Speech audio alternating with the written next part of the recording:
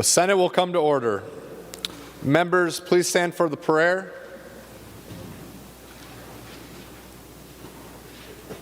Today we will pause for a moment of silent prayer and reflection, and following that moment we will remain standing for the Pledge of Allegiance.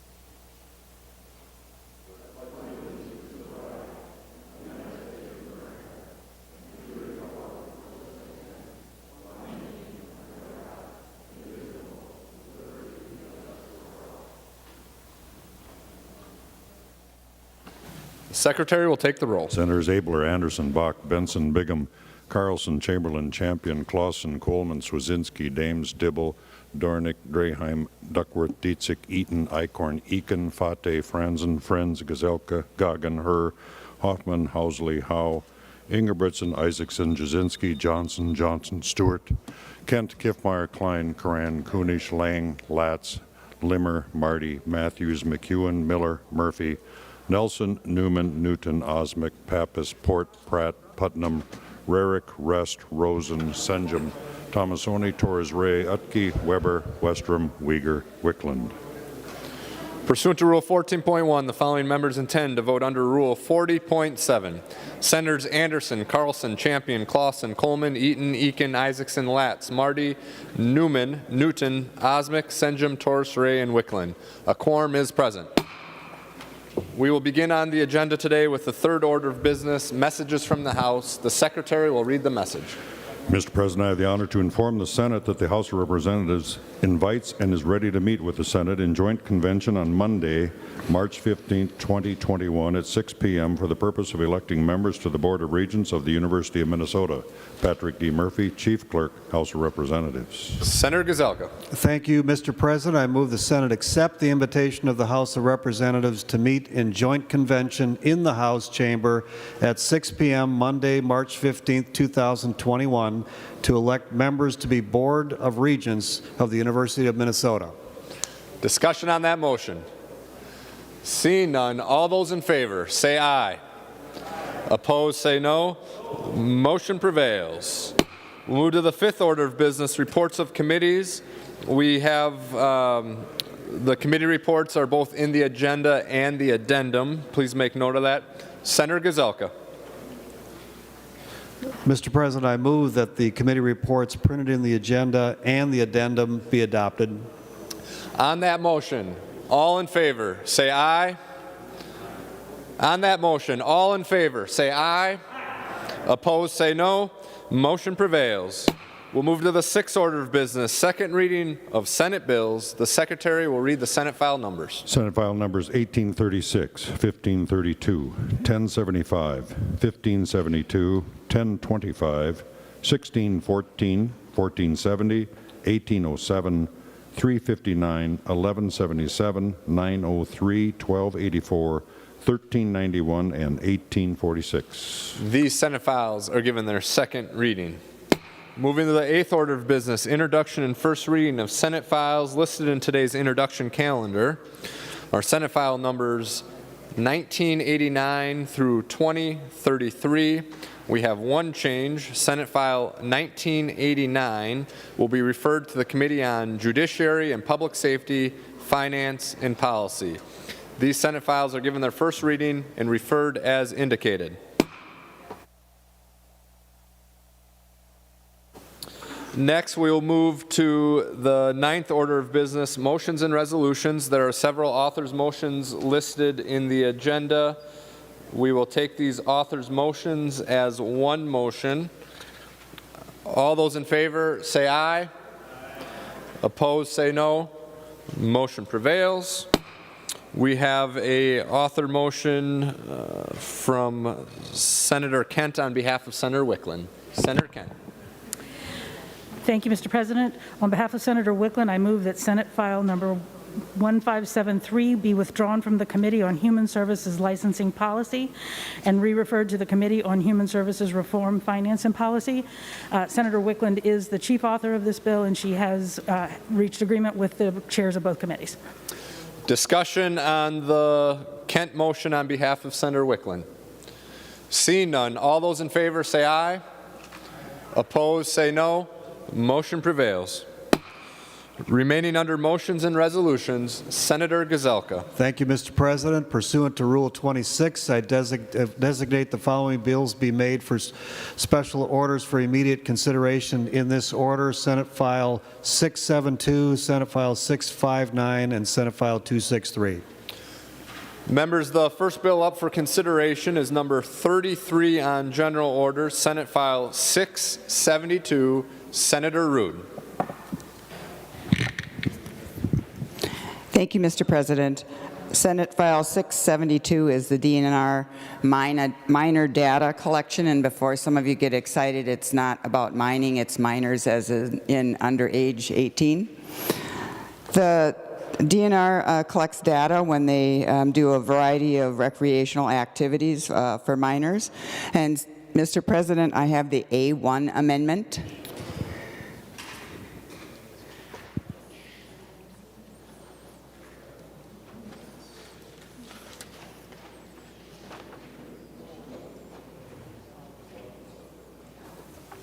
Senator Ruud, just give us a moment here. We're trying to find the amendment at the desk.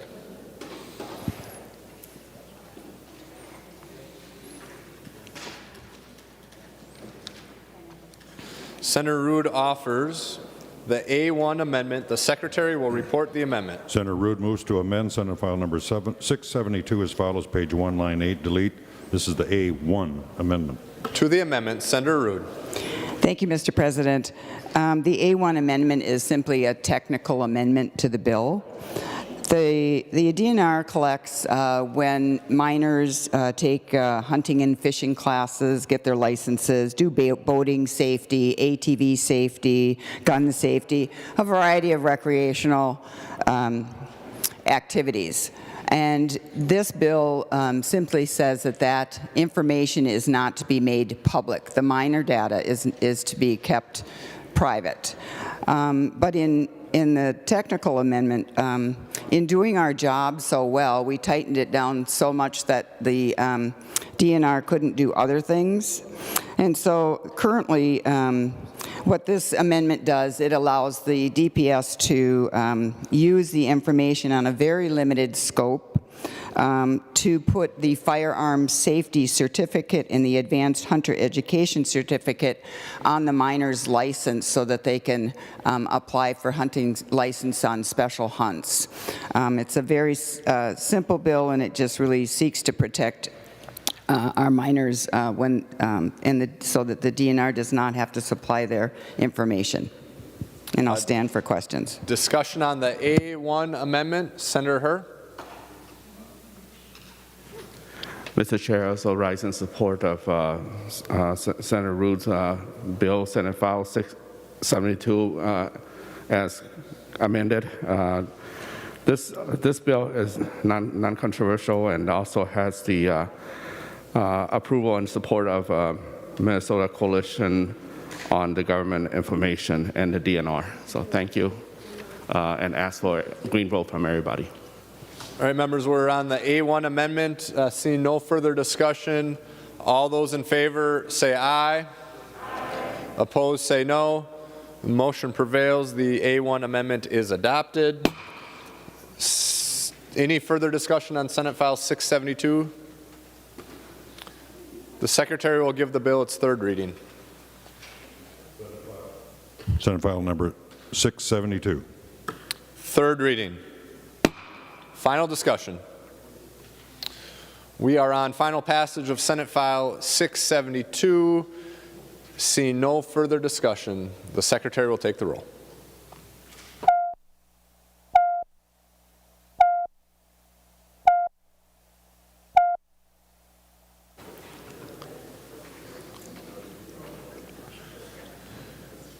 Members in the retiring room, please come to the chamber to vote.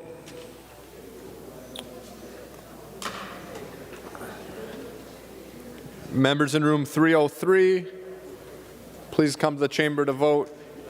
And while they're on their way down, members in the president's office, please come to the chamber to vote.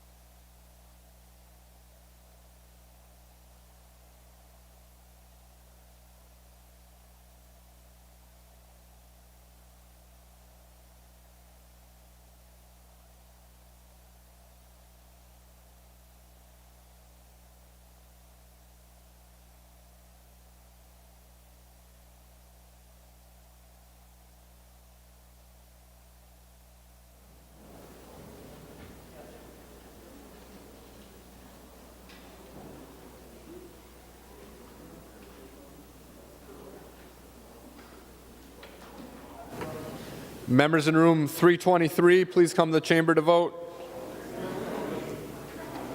Members in room 237, please come to the chamber to vote.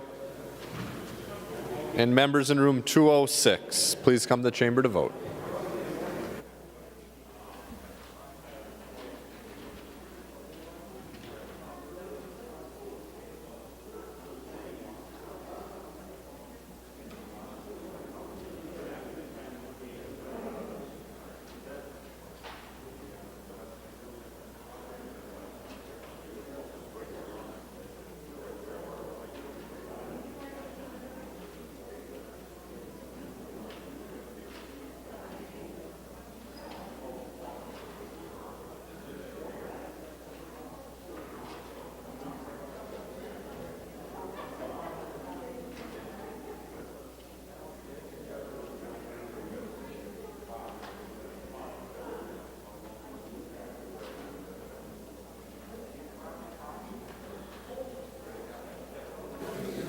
I will call on Senator Jasinski to report the votes of the members voting under Rule 40.7. Senator Jasinski. Thank you, Mr. President.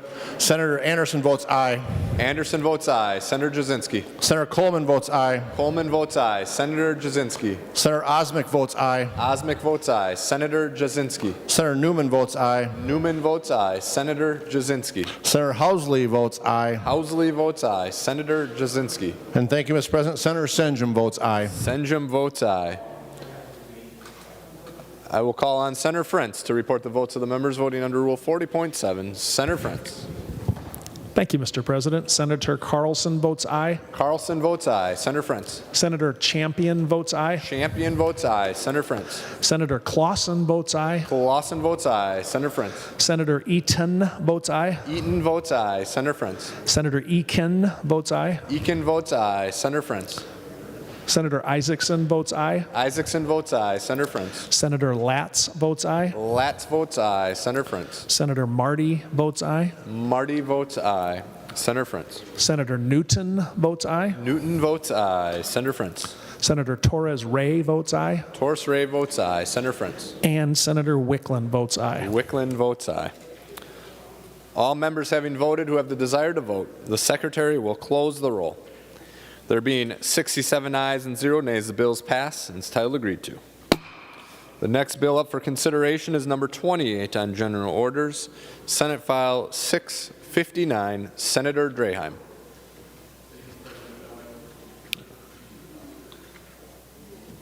Thank you. Thank you, President Miller. Senate File 659, members, has to do with the manufactured home installers. There are only approximately 70 individuals licensed to install manufactured homes. And with COVID, they've had a hard time meeting their continuing education requirement of 12 hours. Unlike other continuing ed programs that are offered online, this program has not been offered online in Minnesota. Most states allow online education for this. It's a requirement for HUD to have a licensed installer. So this bill would enable them to have continuing education for those 70 people that have a license to install manufactured homes. Pretty straightforward bill, members. Thanks for your time. Discussion on Senate File 659. The Secretary will give the bill its third reading. Senate File Number 659, a bill for an act relating to manufactured homes. Third reading. Any final discussion on the bill? Members, we're on final passage of Senate File 659. Seeing no further discussion, the Secretary will take the roll.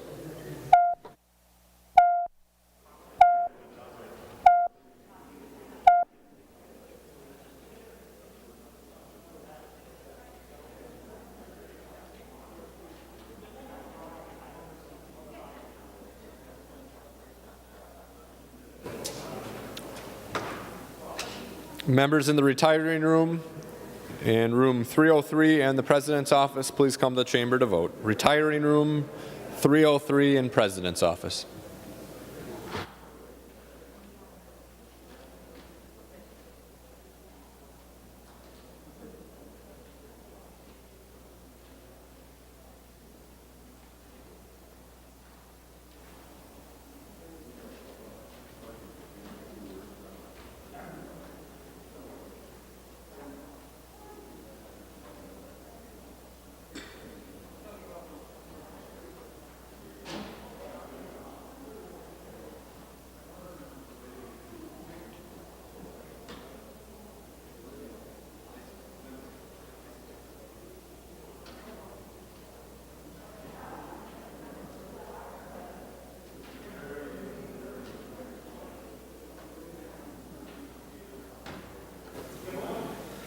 Members in rooms 323, 237, and 206, please come to the chamber to vote. Rooms 323, 237, and 206.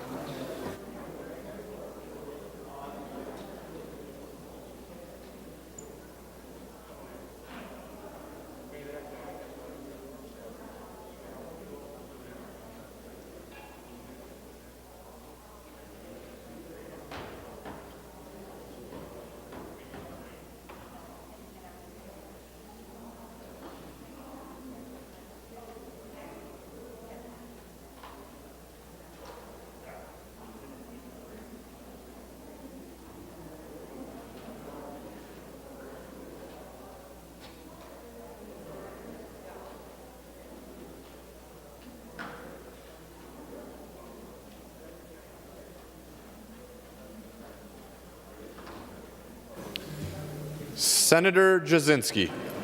Thank you, Mr. President. Senator Anderson votes aye. Anderson votes aye. Senator Jasinski. Senator Coleman votes aye.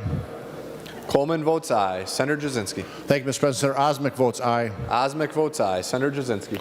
Senator Newman votes aye. Newman votes aye. Senator Jasinski. Senator Housley votes aye. Housley votes aye. Senator Jasinski. Thank you, Mr. President. Senator Senjum votes aye. Senjum votes aye. Senator Frentz. Thank you, Mr. President. Senator Carlson votes aye. Carlson votes aye. Senator Frentz. Senator Champion votes aye. Champion votes aye. Senator Frentz. Senator Clausen votes aye. Clausen votes aye. Senator Frentz. Senator Eaton votes aye. Eaton votes aye. Senator Frentz. Senator Eakin votes aye. Eakin votes aye. Senator Frentz.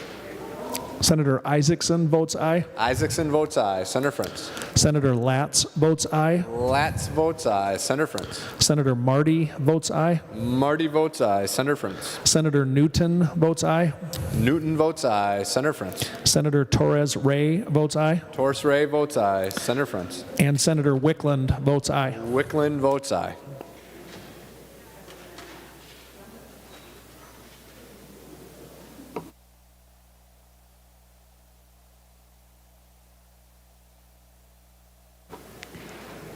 All members having voted who have the desire to vote, the Secretary will close the roll. There being 67 ayes and 0 nays, the bill is passed and is titled agreed to. The next bill up for consideration is number 58 on general orders, Senate File 263, Senator Bakk.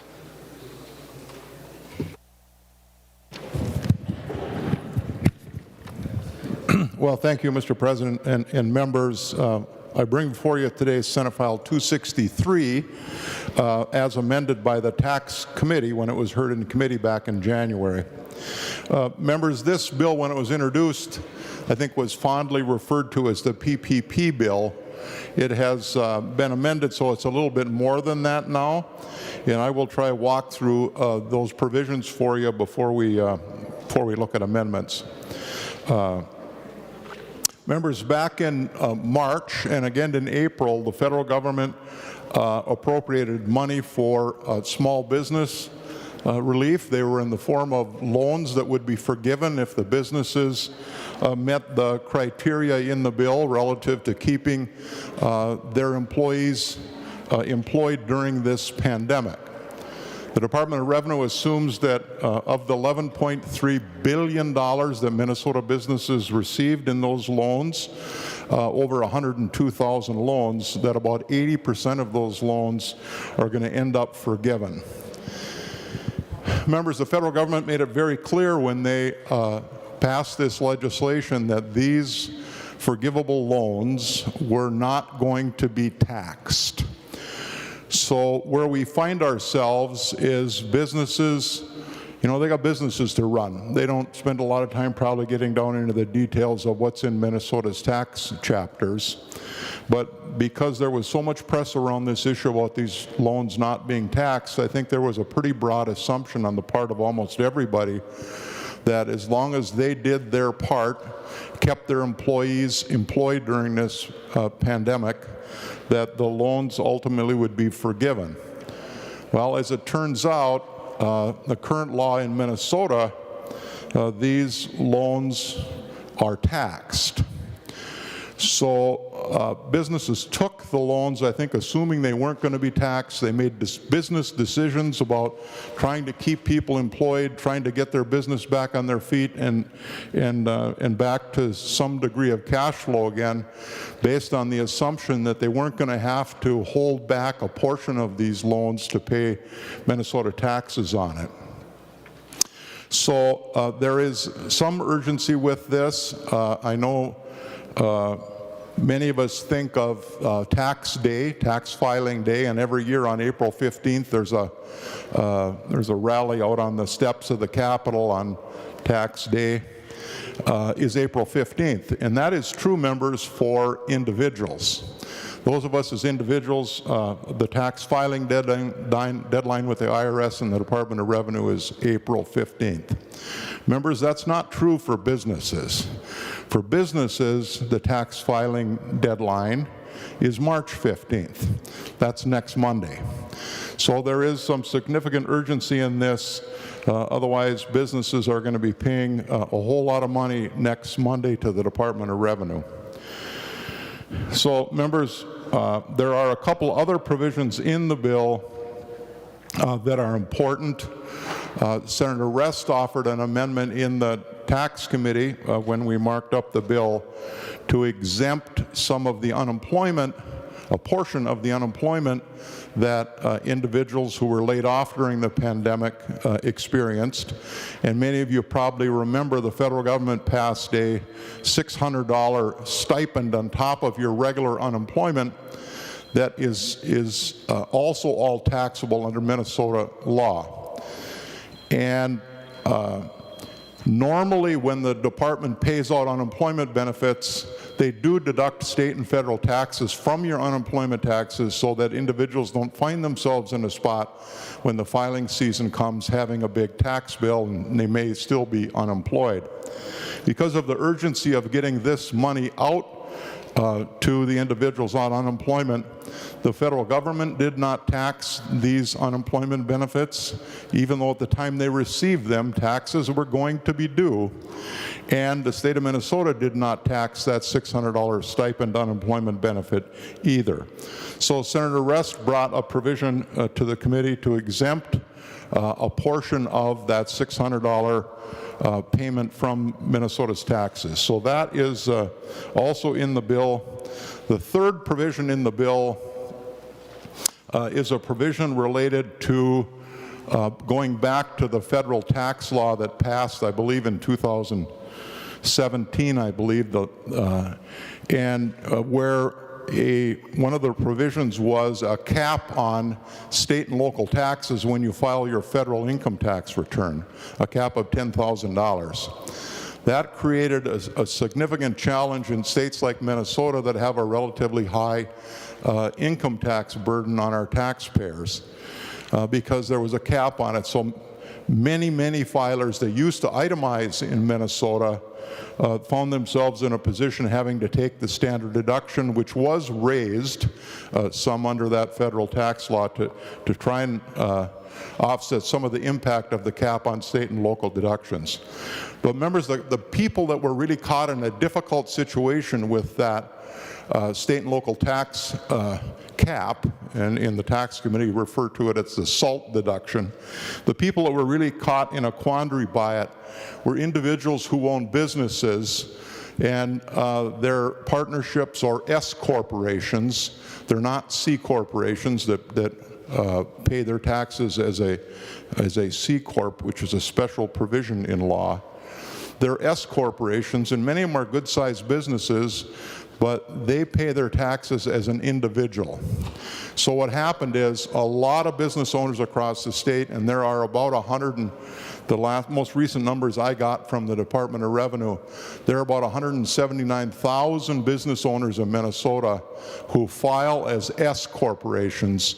So they pay their taxes the same way we do as individuals at the same tax rates. So the challenge that created for these business owners is they couldn't write off legitimate business deductions for things like property taxes because of the SALT cap that they ran up against.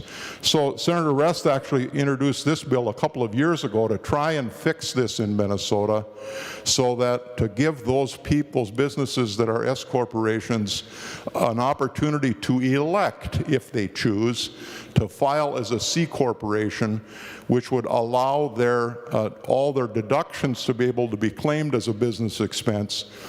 The offsetting part of it is the corporate tax rate is 9.85%, so it may be the tax rate might actually be a little bit higher than what they might have paid as an individual.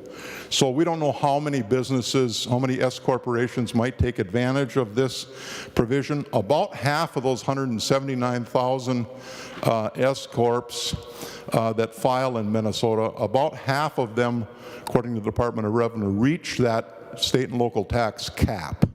Now, so of those 80-some thousand, and those are 2017 numbers I got from the department, we don't know how many might choose to do that. For that reason, there's not actually, the department wasn't able to calculate what this provision might cost, so it came back in the tax committee as unknown. And then, members, that really is what is in the bill. Those three pieces: the Paycheck Protection Program exclusion from taxes, the unemployment exclusion from taxes, and then the S corporation C corp provision. So, members, I think that kind of covers what we have in the bill. And Mr. Chairman, now I've got an author's amendment to correct a couple of small things in it. I'd like to offer the A29 Amendment. Senator Bakk offers the A29 Amendment. The Secretary will report the amendment.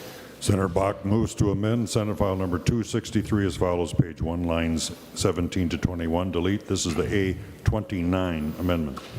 As a reminder, members, the amendment is available on your computer, and if you do want a hard copy, please let the page know, and we will make sure that a hard copy is available for you. To the A29 Amendment, Senator Bakk. Well, thank you, Mr. President. And members, when you look at the amendment, it looks substantial because it's more than a page. But if you look carefully at it, you'll see what it is really some definitional language that the department wants. This amendment is the same language that's plugged in 6 different places in the bill, and it's stuff that the department felt. The only other provision in the amendment, when we drafted the bill, we overlooked a provision about net operating losses. the federal government, when they passed this bill, they allowed businesses to be able to carry back losses in 2020, to carry them back, I believe, up to I don't know if it's 2 years or 5 years. Anyway, they could carry losses back. So we just want to make it clear. So the language in here on net operating losses is really just clarifying language that says we're going to have Minnesota current law as it relates to net operating losses. So businesses won't be able to carry losses back like they can on their federal return. It'll be current Minnesota law, but they will be able to carry any losses forward indefinitely, the same as they do businesses do under current law. So, Mr. President, that's all that's in the A29 Amendment. Okay, discussion on the A29 Amendment. I already have a list. I have Senator Nelson, followed by Senator Dietzig. Senator Nelson. Thank you, Mr. President. I offer the amendment to the amendment that should be at the desk. It is the A48. Senator Nelson offers the A48 amendment to the amendment. The Secretary will report the amendment. Senator Nelson moves to amend the Bakk Amendment to Senate File Number 263 as follows, page 1 after line 19, insert. This is the A48 Amendment. To the A48 amendment to the amendment, Senator Nelson. Thank you, Mr. President.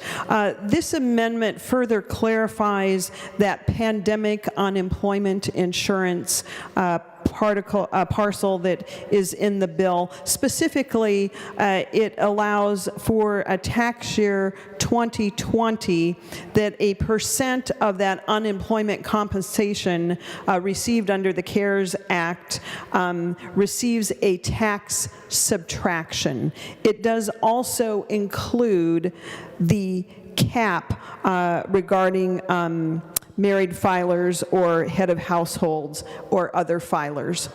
So it further refines the Minnesota tax subtraction for those pandemic unemployment benefits.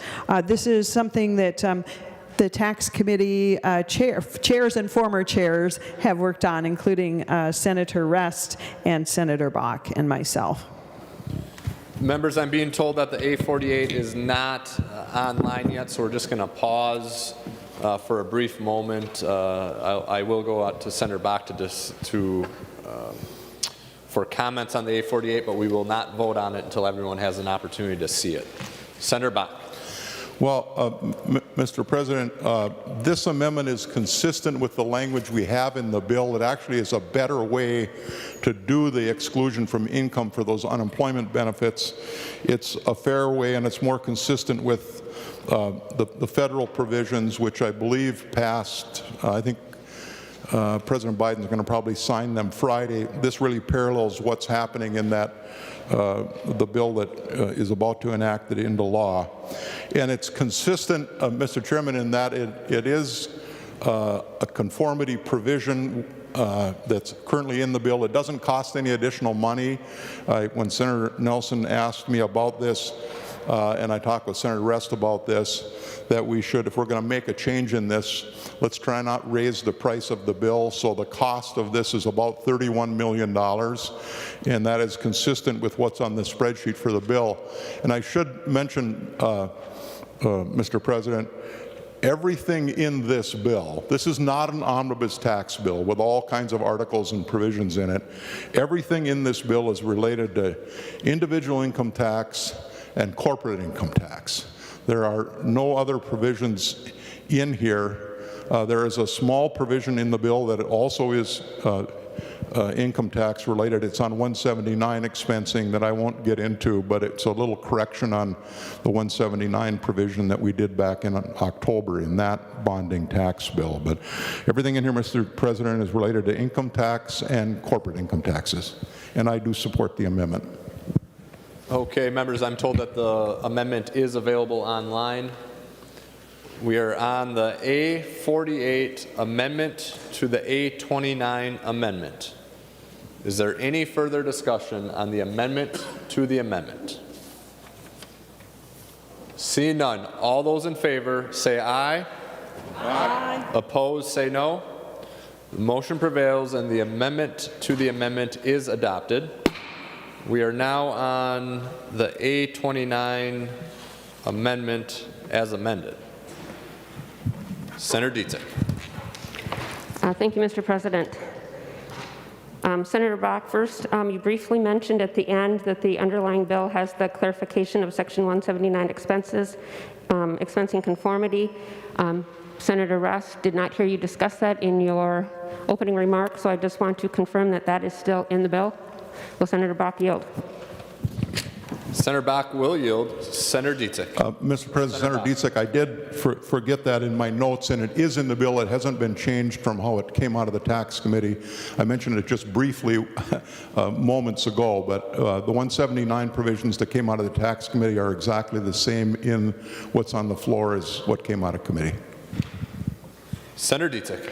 Thank you, Mr. President. And if I remember correctly, this we fully conformed to 179 in December, and there were some, upon further review, there were some clarifications that some people wanted because there were some questions on if people could use this money, if they could carry it forward. And so there were some questions. Will Senator Bakk yield, and is that your understanding? Senator Bakk. Well, Mr. President, the department raised some concerns about what we passed back in October, because what we put in that 179 provision that passed was that it was for equipment after December 31st, 2020, equipment put into service after December 2020. So what it didn't consider, and I think erroneously, the original language we passed was equipment that had already been into service, that equipment would also be allowed to take the 179 expensing, even though it was purchased before the effective date in the bill on 179. And I think that's the right thing to do in the department. I think that was always our intent, but the language that we passed didn't reflect that. Senator Dietzig. Thank you, Mr. President. And yes, I got my some of my 7 special sessions mixed up. It was the October special session. Senator Bakk, in the A29 Amendment, there are additional clarifications to net operating loss treatment. In your original bill, you had some net operating loss clauses in there, and I believe we took it out so that the PPP net operating losses wouldn't be treated differently than other net operating losses. Is this your original language, or is this additional clarification? And then is there interactions to the PPP? Because in the March 1st revenue estimate, that costs money this first year. And so I'm just, if Senator Bakk will yield, and if you could clarify that, I'd appreciate it.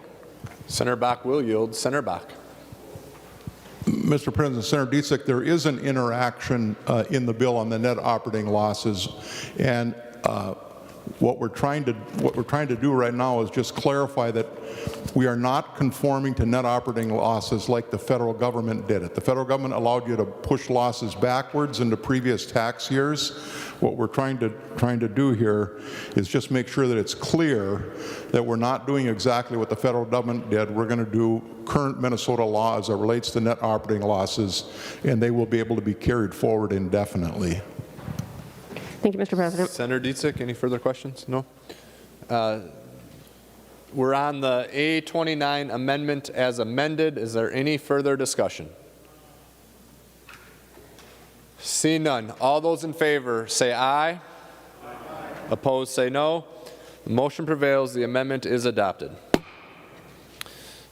All right, members, we're back on Senate File 263. Senator McEwen.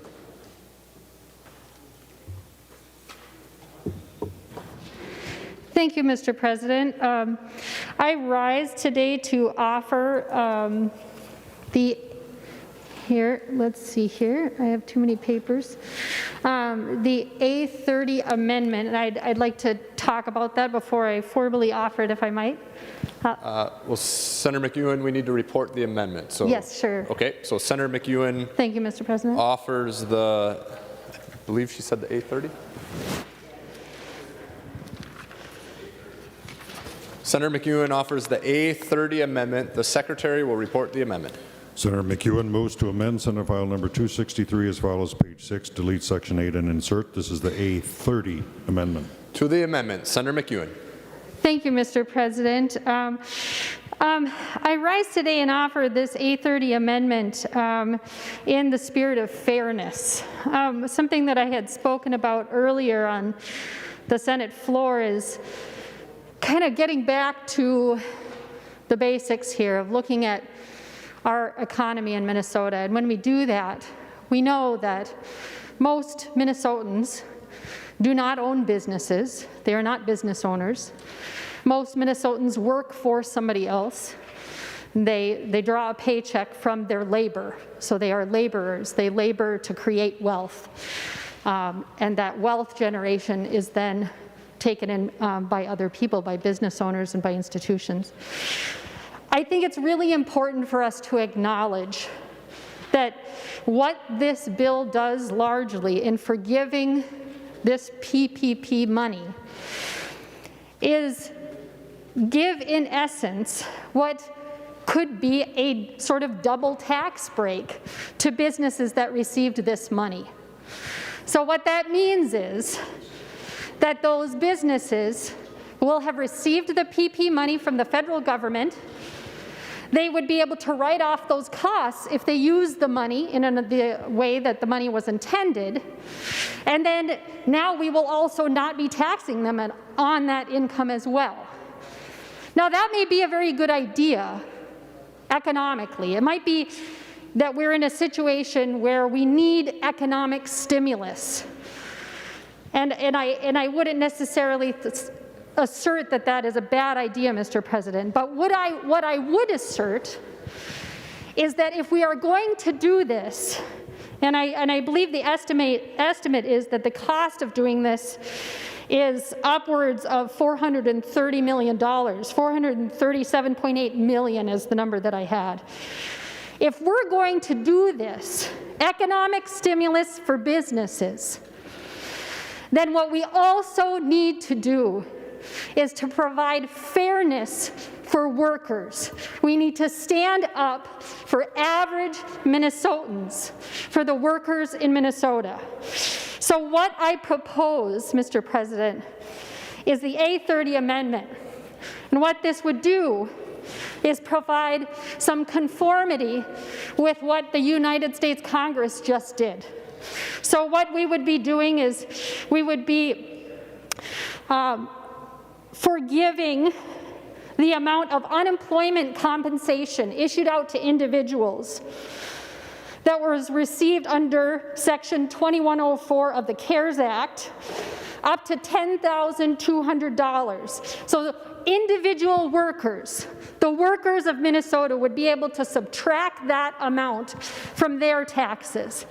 And what we would be talking about, Mr. President, here, you can imagine an individual, right? An individual who all of a sudden has been living paycheck to paycheck, had received this unemployment compensation, this emergency unemployment compensation over this past year, barely making ends meet, and now will find themselves in a situation where they're going to be stuck with a tax bill that will not necessarily just hurt a business, right? That's serious, but we're talking about people that may be not able to pay their rent, people who may not be able to purchase the essentials of life, food, medicine, childcare, all of those basics, car payments, the bills, the electricity, the water bill, the sewer bill. So that's what we're talking about. I'd like this body to get back to those basics and to put workers first. So this is a very modest bill. It's an amendment. This is in conformity with what the federal government has just done. And I would ask this body to accept this A30 amendment on behalf of the workers of Minnesota. Thank you, Mr. President. Discussion on the A30 amendment. Senator Bakk. Well, thank you, Mr. President. Would Senator McEwen yield for a question? Senator McEwen will yield. Senator Bakk. Thank you, Mr. President. Senator McEwen, Do you know how much, if we put this provision in the bill, how much that would raise the cost of the bill? In other words, has this amendment been scored as to how much general fund money it would cost? Senator McEwen. Thank you, Mr. President, and thank you, Senator Bakk, for that question. Yes, Senator Bakk, as I mentioned in my opening remarks, I think when we're talking about tax forgivenesses for businesses in Minnesota that really amount to a double tax break, the least we can do is stand up for Minnesota workers, the individual, parents, families, people trying to go paycheck to paycheck to make ends meet, to pay their rent, to pay their mortgage, to pay their car payment, to pay their bills. This, as I understand, the cost of this amendment would add $207.9 million. That's the number that I have to this bill. That's less than half of what we're looking at right now. With, as I had said in my opening remarks, this tax break for businesses would be upwards of $430 million. So adding $207.9 million to an already large bill, $437.8 million for businesses. Again, this is the least that we can do. This is the absolute least we can do for individuals and working Minnesotan families. And Mr. President, I would take this opportunity to ask for a roll call on my amendment, please. A roll call has been requested. Thank you. Roll call granted. Senator Bakk. Well, Senator McEwen, did you or do you know, has anybody introduced a bill on this subject? Because I do think it's something that the tax committee should give some consideration to. But Senator McEwen, if Senator McEwen would yield, Mr. President? Senator McEwen will yield. Senator Bakk. Senator McEwen, did you introduce a bill on this amendment, or are you aware? Is there a bill on this amendment that's ready for the tax committee to consider? Senator McEwen.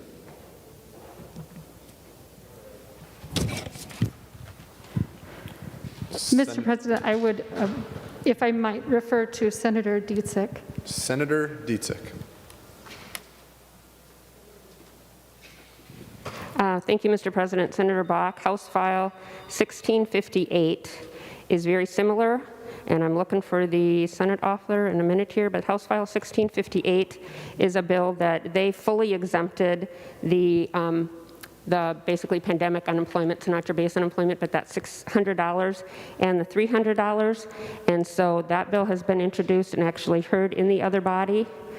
And the House Senate author, well, unfortunately my computer's not working, but there is a House bill that has been heard in the House. Well, Senator Bakk. Mr. President, bills that don't have companions don't go anywhere around here. So I just, somebody contact the House author and find out where those yellow jackets are and get them introduced so that we have a provision like that for potential consideration by the tax committee. I certainly would encourage the tax chair, if that bill gets introduced in the Senate, that we give it a hearing. But Senator McEwen, it hasn't been our practice, especially in the tax committee. The tax committee does incredibly serious work in this legislature, and much of it is bipartisan, and we vet proposals bipartisanly very seriously down in room 15. And I'm just, as good an idea as this might be, I think without going through the committee process where we can hear from the department, where members can ask questions on the potential bill language, I think the notion of spending $200 million on the Senate floor with no debate by the members of the tax committee, with no testimony from the department, I would characterize it probably, Mr. President, as pretty reckless, and that's not the kind of work that the tax committee does. So I would urge people to vote no on the amendment, and hopefully someone will introduce it and we'll get a chance to have a conversation in room 15 in the full tax committee. Senator McEwen. Thank you, Mr. President, and thank you, Senator Bakk, for those comments and for explaining the work of the Tax Committee to me. I appreciate that. You know, I think that I can understand that there are at times, you know, certain ways that we might prefer to run things through procedurally. But to say or to assert that this amendment, the A30 Amendment, where we would apply the same type of tax forgiveness to individual workers as we are to businesses through the PPP forgiveness, is somehow procedurally incorrect. And for that reason, we should reject this amendment as we're moving through on this PPP forgiveness. Now, I have to strongly disagree with that. The U.S. Congress just passed essentially this, just this week. We also have already in the bill a modest forgiveness in place as it is for workers. So this just takes what is there and makes it fair. It makes it fair for individuals. It makes it fair for workers. It's not a big ask, and it's certainly within the purview of what we would expect to be brought as an amendment to be added to this bill. Thank you. Next on the list, I have Senator Dietzick, followed by Senator Gazelka. Senator Gazelka. Senator Dietzick passes. Senator Gazelka. Thank you, Mr. President, members, and Senator McEwen. As we've been putting this bill together, I used to be on the Tax Committee. I love the Tax Committee, and Senator Bakk is right as far as really working on things in a bipartisan way. And I still have my fingers in there because I love the work that they do. And Senator Rest had contacted me just talking about this very issue, about unemployment insurance, what do we do about it. And keep in mind, for the individual, the impact isn't there until April 15th. But in Tax Committee, they did put some of this provision in there for unemployment insurance and not being taxable, but that issue really hits home April 15th. We're still going to work on another tax bill, is my hope, but why are we doing this one now? Well, the fact is, starting March 15th, some of these businesses will have to pay extra money that, frankly, we hope in the end is not taxable, just like the federal government did. And in my closing comments, I'll talk about why it's so important. But frankly, we want to get this done now. We want to get it over to the House. I do believe that they want to get this done. We'll just have to see what kind of package comes together. But it's very important that we get this done right away, which is why we're moving it now. But the Tax Committee still can hear other provisions. April 15th is a lot farther away than March 15th. So at this time, I would say, members, that you vote no on this so that we can move this package together that's in there right now. Further discussion on the A30 Amendment. Senator Nelson. Thank you. Thank you, Mr. President. I rise in opposition to the A30, but I stand in solidarity with Senator McEwen about the intent of this amendment. Yes, we must be concerned about Minnesotans who received those federal pandemic unemployment benefits. And just like many of them, I think we all are concerned about those hefty tax bills that may be coming with them. As the chair of the Tax Committee, I can guarantee you that we will continue having Tax Committee meetings. We will continue hearing bills, and I can guarantee you that one of those bills is going to include the federal pandemic unemployment insurance language.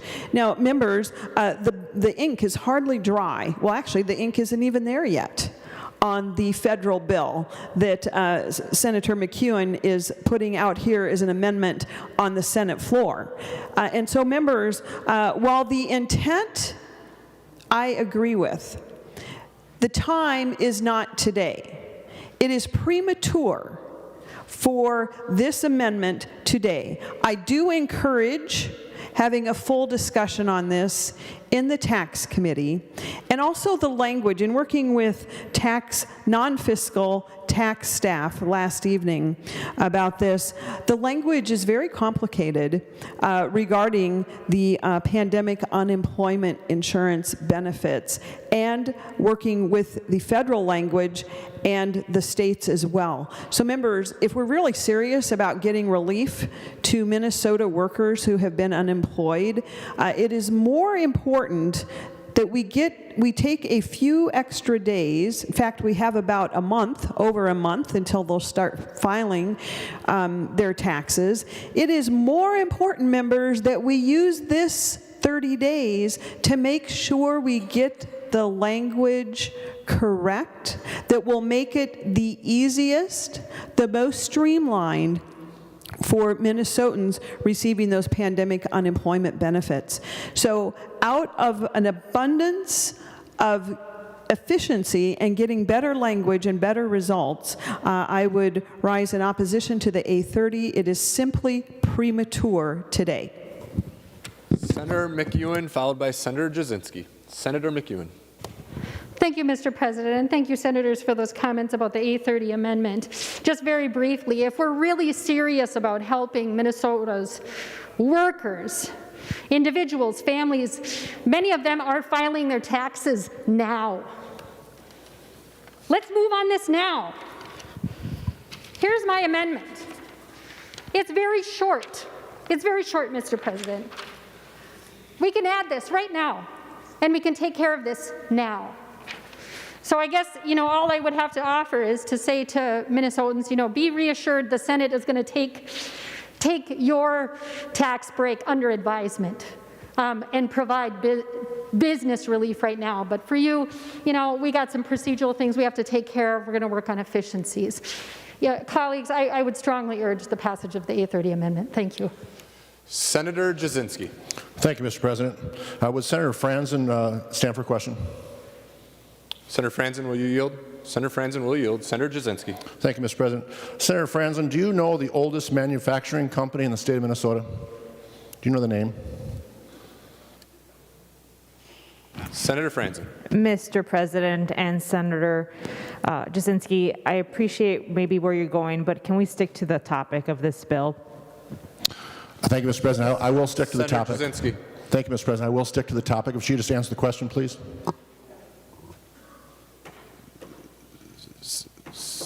Mr. President, never mind. Senator Jasinski.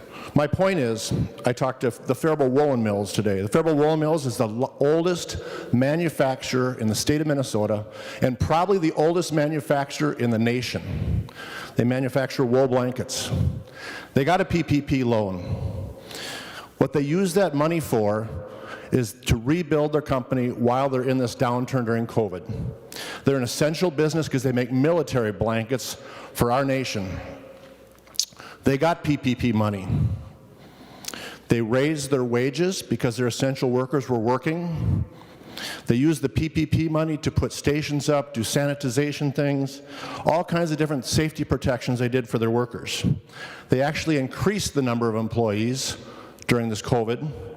And after restarting this business in 2011 that had all kinds of obstacles with old, antiquated business equipment, antiquated buildings, roofs, leaky roofs, they're finally making a profit. And they use this money, this PPP money, to raise the wages of their employees, to put more employees on the line to make blankets, to protect our employees. And they had no expectation this money was going to be taxed. The federal government wasn't going to tax it. They thought the state of Minnesota shouldn't tax it. And now they're forced with a bill to pay those taxes. It's not a government handout to businesses. They've created jobs. They've increased the wages of employees. They've used the PPP money effectively to continue their business, to be successful in Minnesota and this nation. And again, had no expectation that PPP was going to be taxed. They've used the money, as I said again, and I'll say it again, to raise their wages of their employees because they're working during COVID. They have extra risks, but they've continued to operate this whole time. Their business has grown because they're supplying blankets to our nation. So please, do not support taxing the PPP money, and it's not a government handout to businesses. Thank you, Mr. President. Members, we're on the A30 Amendment. Seeing no further discussion on the amendment, the Secretary will take the roll.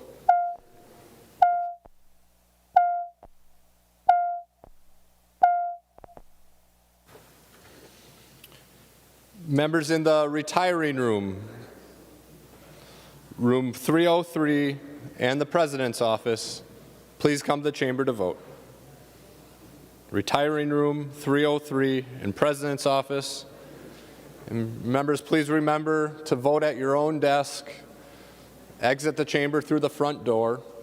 Members entering the chamber, please enter through the side doors or through the retiring room.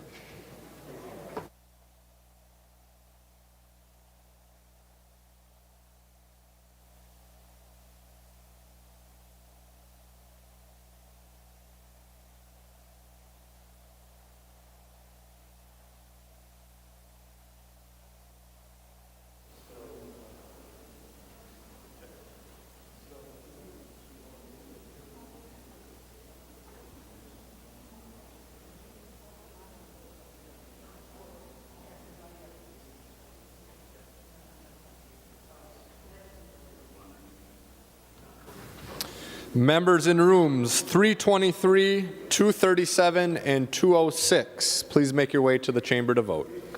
Rooms 323, 237, and 206.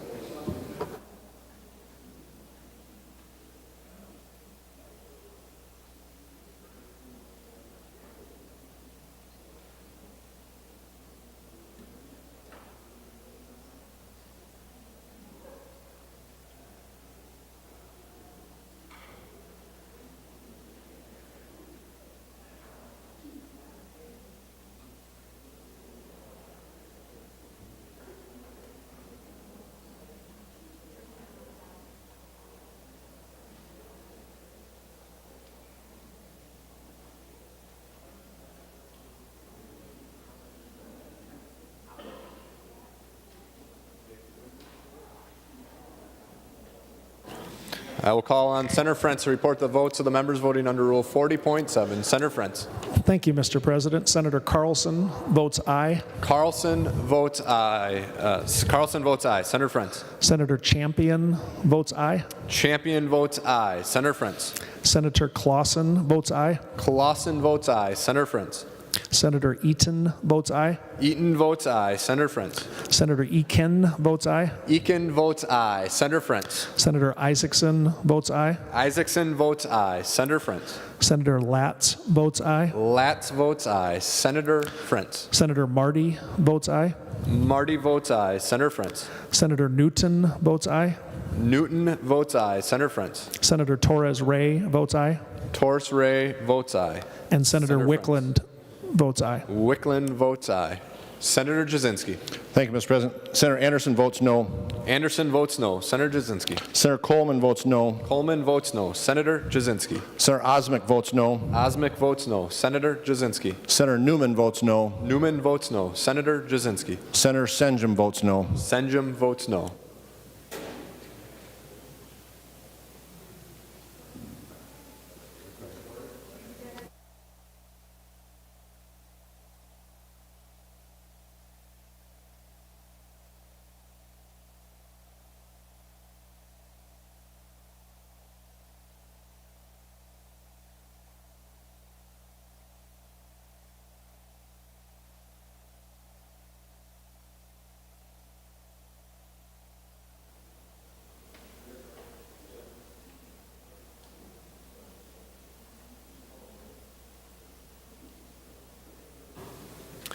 All members having voted who have the desire to vote, the Secretary will close the roll.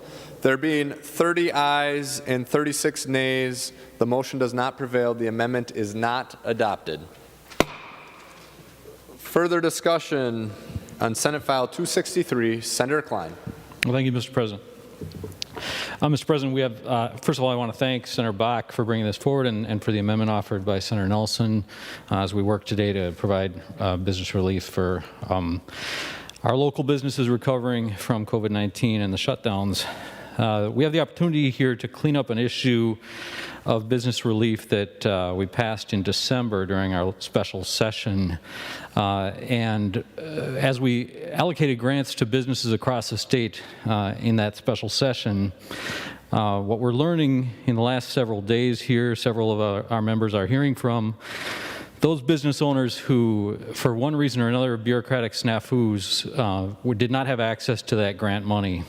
In some cases, their NAICS codes had been incorrectly filed by the Department of Revenue. There was a business that expanded from a market to a restaurant many years ago, but the DOR did not have that updated NAICS code, so that they weren't able to access the grant money. In other cases, businesses are informing us that they have missed a payment on their sales taxes at some point, often because of sort of staffing shortages due to COVID-19. And those people were not eligible for the grants and now have tried to hastily sort of make up those sales tax payments. But the time for these grants to be distributed is expiring. They will expire on March 15th. There remains $20 million in the pot of money that we've allocated for restaurants and bars and so forth. But it reverts to the general fund on March 15th, Mr. President. I would like to offer the A44 Amendment.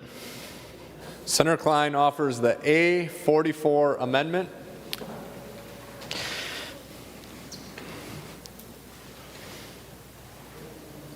The Secretary will report the amendment. Senator Klein moves to amend Senate File Number 263 as follows, page 19 after line 30, insert. This is the A44 Amendment. To the amendment, Senator Klein. Thank you, Mr. President. And so this simply would delay the date for the expiration of these available funds to May 5th of this year. It wouldn't cost a single cent in general revenues, and it only delays reverting to the general fund $20 million, which we've already allocated for business relief. Anticipating some concerns that were mentioned on the previous bill by Senator Bakk, this does not have a Senate file or a House file, and that is because we've only so recently become aware of this issue. And also there's a time limit and a time sort of collapse on this issue that, you know, in several days from now, these funds will expire. We need to move quickly on this. So I'm hoping that the author of the bill will view this as a friendly amendment, Mr. President, and I'm available for questions. Senator Klein, there soon will be a Senate file because I'm working on getting one drafted. Senator Bakk, then Senator Franzen. Senator Bakk. Well, thank you, Mr. Chairman. Would Senator Klein yield for a question? Senator Klein will yield. Senator Bakk. Well, Mr. Chairman, Senator Klein, I definitely think there's merit to this, and we certainly, I think, intended all of the money to go out to, in business relief, and I'm surprised that there's still $20 million left that's not encumbered. Do you have any idea, Senator Klein, if we actually sent, in December, we actually sent more money to the counties to do business relief than the Department of Economic Development even got? Do you have any idea if the counties also have money that's going to end up coming back to the state's general fund, or have they expended all of theirs? And Senator Klein. So yeah, you're correct, Senator Bakk. There were 3 pots of money that we allocated in December.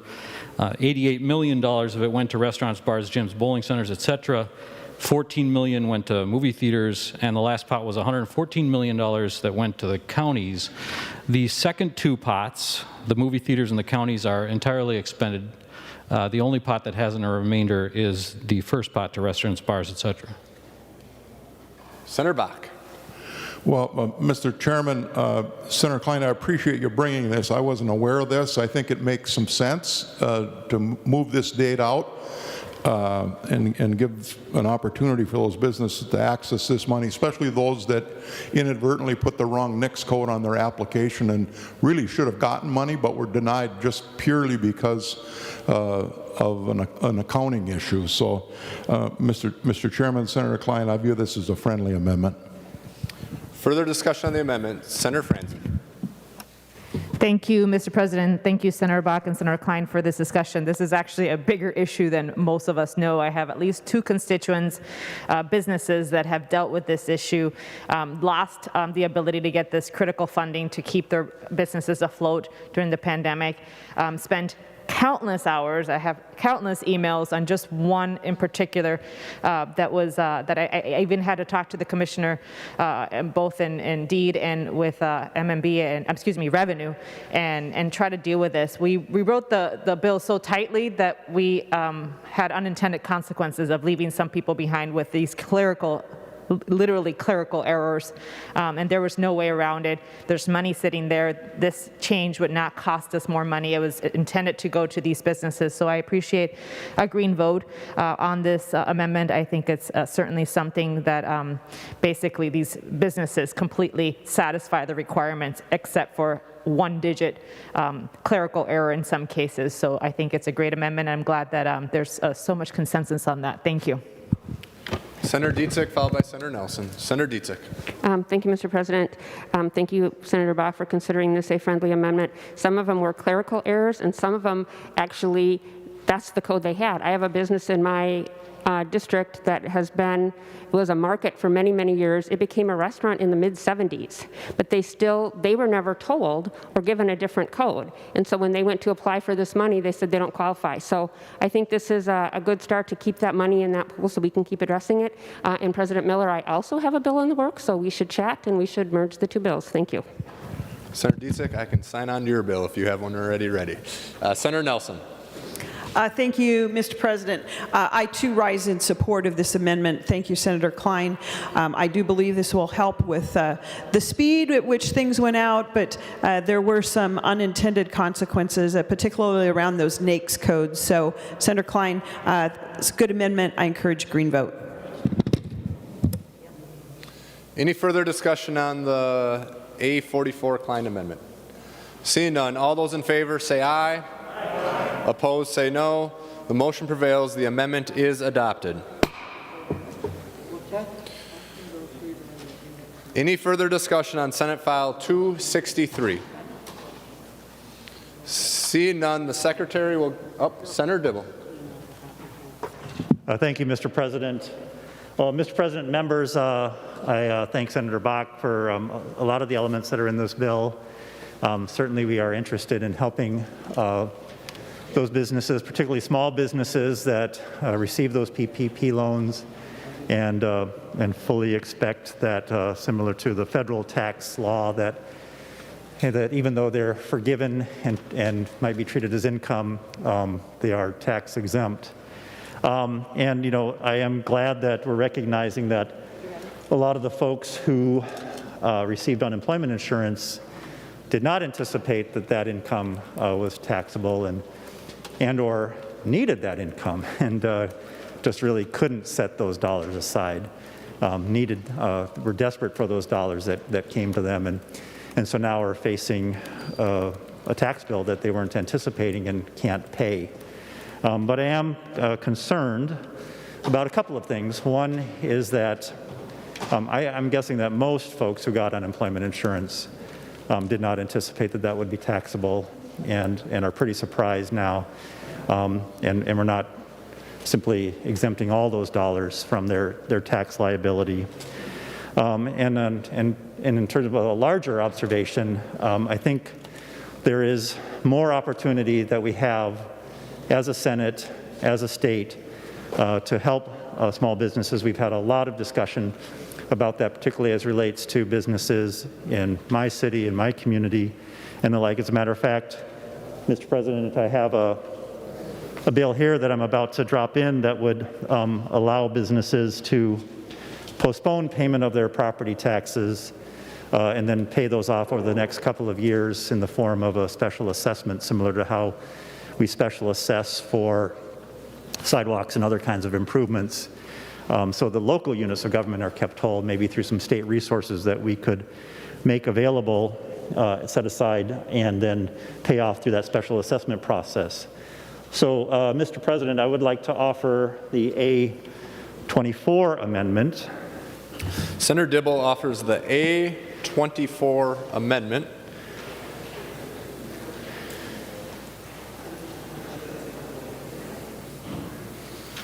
The Secretary will report the amendment. Senator Dibble moves to amend Senate File Number 263 as follows, page 1, line 18, delete. This is the A24 Amendment.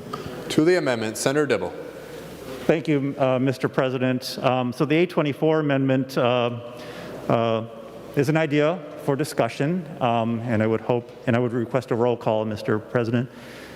Roll call has been requested. Roll call granted. Senator Dibble. And what it does is it simply says that all those businesses, the 99% of the businesses that received the PPP loans that were of $1 million and less would enjoy full federal tax conformity, but less than the 0.07% that received PPP loans above $1 million up to $10 million would not enjoy. And that would preserve, Mr. President, about $115 million that we would then have available in our budget that we could use for the kinds of purposes that I just described. Even though we're talking about 99% of the businesses that would enjoy the conformity, they only got about 72% of the money, 28% of the money went to these very large loans. And there is some concern, as was recognized by the Biden administration as soon as they came in, that a lot of those businesses that could have benefited from the PPP loans didn't, because they didn't have the kind of sophisticated relationships with consultants, attorneys, and banks to let them jump quickly enough before those dollars were used up. And so I would hope we could target some of the money that we saved to get some help to some of those businesses. Thank you, Mr. President. Discussion on the A24 Amendment. Senator Dietzig. Thank you. I don't know if Senator Dibble asked for a roll call, so I'll ask for a roll call. He did ask for a roll call.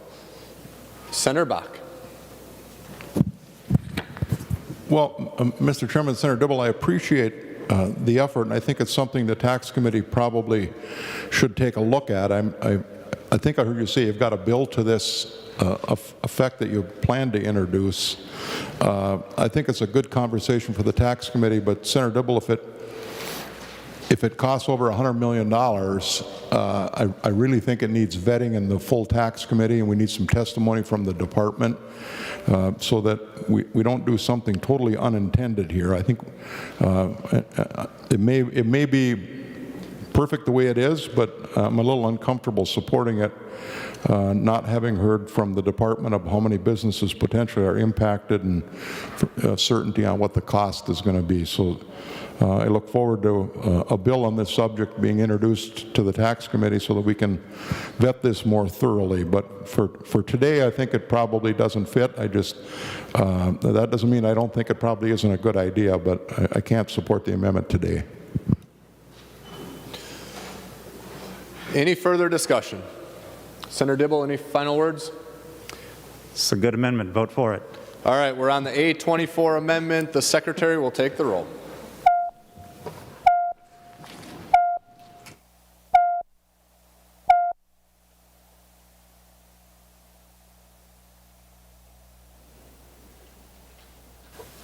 Members in the retiring room, please come to the chamber to vote. Members in room 303 and the President's office, please come to the chamber to vote.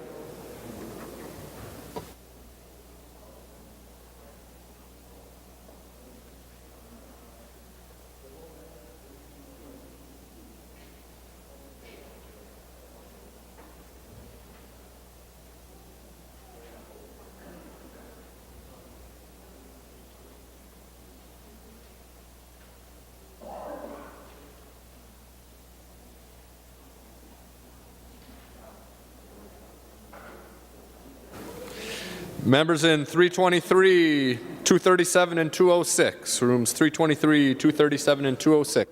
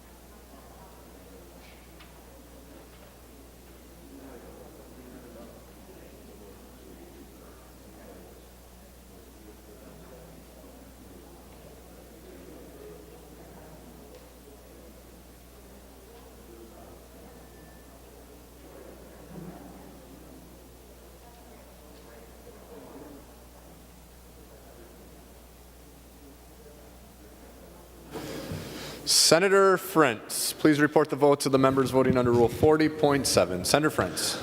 Thank you, Mr. President. Senator Carlson votes aye. Carlson votes aye. Senator Frentz. Senator Champion votes aye. Champion votes aye. Senator Frentz.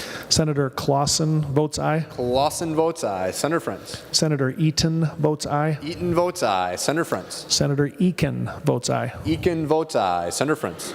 Senator Isaacson votes aye. Isaacson votes aye. Senator Frentz. Senator Latz votes aye. Latz votes aye. Senator Frentz. Senator Marty votes aye. Marty votes aye. Senator Frentz. Senator Newton votes aye. Newton votes aye. Senator Frentz. Senator Torres Ray votes aye. Torres Ray votes aye. Senator Frentz. And Senator Wickland votes aye. Wickland votes aye. Senator Jasinski. Thank you, Mr. President. Senator Anderson votes no. Anderson votes no. Senator Jasinski. Senator Coleman votes no. Coleman votes no. Senator Jasinski. Senator Osmick votes no. Osmick votes no. Senator Jasinski. Senator Newman votes no. Newman votes no. Senator Jasinski. Thank you, Mr. President. Senator Senjum votes no. Senjum votes no.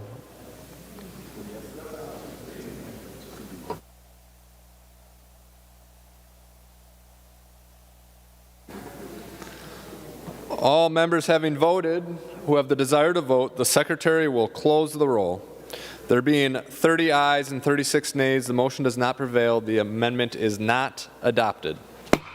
Senator Hoffman. Thank you, Mr. President and members. You know, Mr. President, that there's outstanding Minnesota loan debt is $29 billion.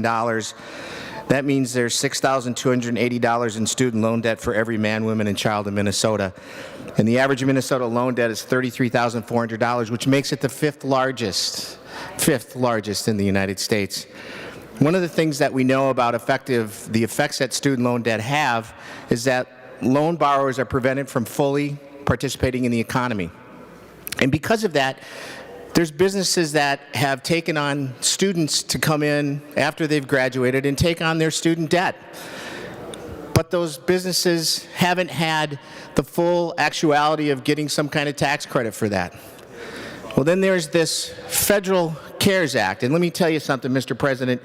The debate this morning, I'm hearing about two things that pop. Is it federal conformity? What's the cost of it? And is it germane to this PPP? Well, absolutely, Mr. President, and with that I bring you the A19 Amendment. Senator Hoffman offers the A19 Amendment. Yeah. The Secretary will report the amendment. Senator Hoffman moves to amend Senate File Number 263 as follows, page 1, line 17, delete. This is the A19 Amendment. To the amendment, Senator Hoffman. Thank you, Mr. President and members.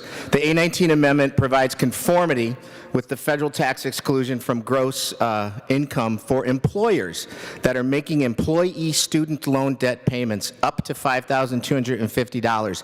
Mr. President, this creates a win-win. And there is a fiscal note, Mr. President, as also added in the folks from our wonderful wherever the tax people that in the bill thingy, what are they called, Mr. President? There is an actual fiscal note for that, and it's only merely $5 million. And here's what it does, Mr. President. It creates a win-win, pro-business, pro-student, pro-college. So, Mr. President, I would ask that Senator Bakk accept this as a friendly amendment, and if not, I would like to ask for a roll call.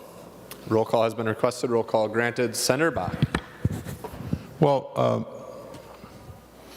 Mr. President, Senator Hoffman, there's no question that student debt, college debt has been exploding in this country, and I think that's why the federal government is trying to respond in albeit a small way, with their most recent conformity actions. We have not conformed to this provision. I think, Senator Hoffman, I would just like to suggest you put this into a bill. I think Senator Tomasoni would be happy to give it a hearing.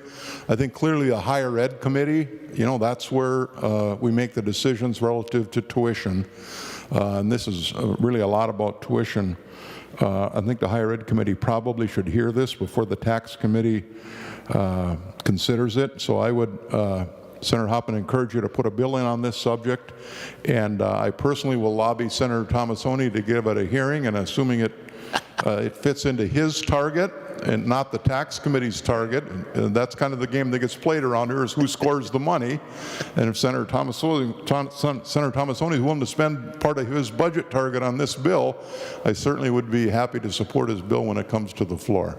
But right now, Mr. Chairman, really the Higher Ed Committee should look at this. Clearly there's a real problem with college loan debt, but probably isn't the place for us to have this conversation on the floor of the Senate. So unfortunately, Senator Hoffman, I can't support it today, but that doesn't mean I'm not willing to support it down the road after it's been vetted adequately. I don't know how many students it impacts, just kind of don't know enough about it. Senator Hoffman. Thank you, Mr. President, and thank you, Senator Bakk, for the couple suggestions. We took this language from Senate File 219. That's why there is a fiscal note to it, Mr. President. So it's kind of been vetted through that. Does it meet the mustard kind of thing? And really, what it affects in Minnesota is there are 765,000 Minnesotans right now, Mr. President, that live with an unpaid student loans. And that's about 14% of Minnesotans have student loan debt. So those numbers, I suppose you roll out, if it's 860,000 divided by, so you're probably looking at about 100,000 people right here in Minnesota that would affect, but then those businesses would be appropriate for that. So with that, Mr. President, I would ask for a yes vote. All right, members, we're on the A19 Amendment. A roll call has been requested. Seeing no further discussion, the Secretary will take the roll.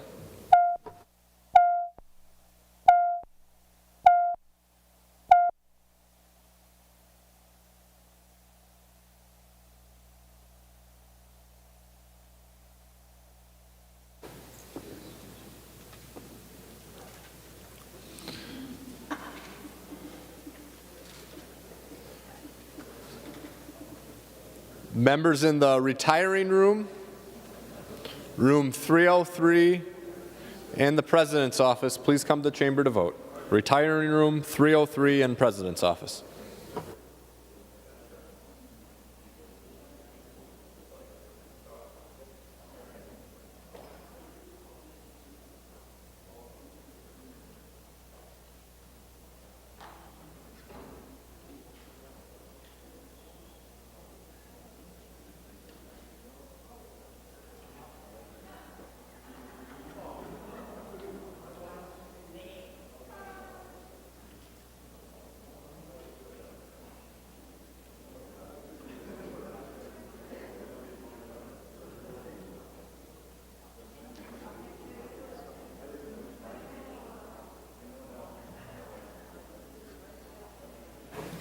Members in room 323, room 237, and room 206, please come to the chamber to vote. Rooms 323, 237, and 206.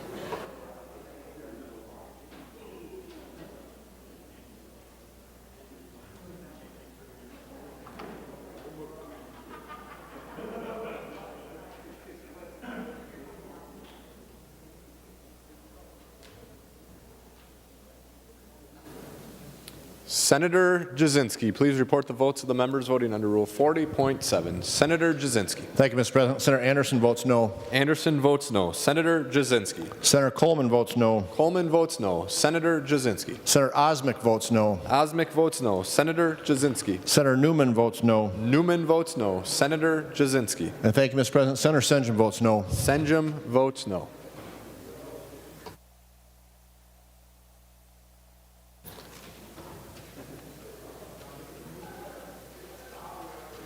Senator Frentz. Thank you, Mr. President. Senator Carlson votes aye. Carlson votes aye. Senator Frentz. Senator Champion votes aye. Champion votes aye. Senator Frentz. Senator Clausen votes aye. Clausen votes aye. Senator Frentz. Senator Eaton votes aye. Eaton votes aye. Senator Frentz. Senator Eakin votes aye. Eakin votes aye. Senator Frentz. Senator Isaacson votes aye. Isaacson votes aye. Senator Frentz.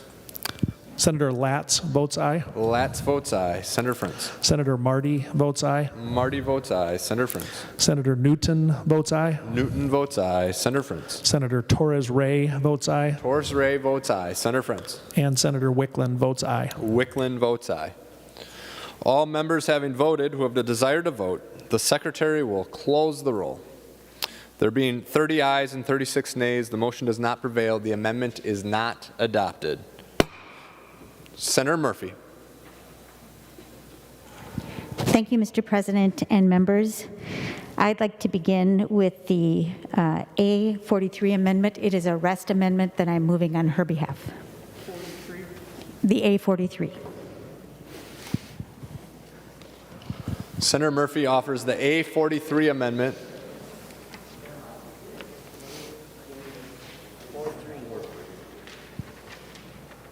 The Secretary will report the A43 Amendment. Senator Murphy moves to amend Senate File Number 263 as follows, page 20 after line 20, insert. This is the A43 Amendment. To the amendment, Senator Murphy. Thank you, Mr. President and members. This is a conformity amendment dealing with the working family credit, and I have an amendment to this amendment, Mr. President. Okay, Senator Murphy, let's make sure that everyone has an opportunity to look at the A43 amendment so they know what they're amending. Yes, Mr. President.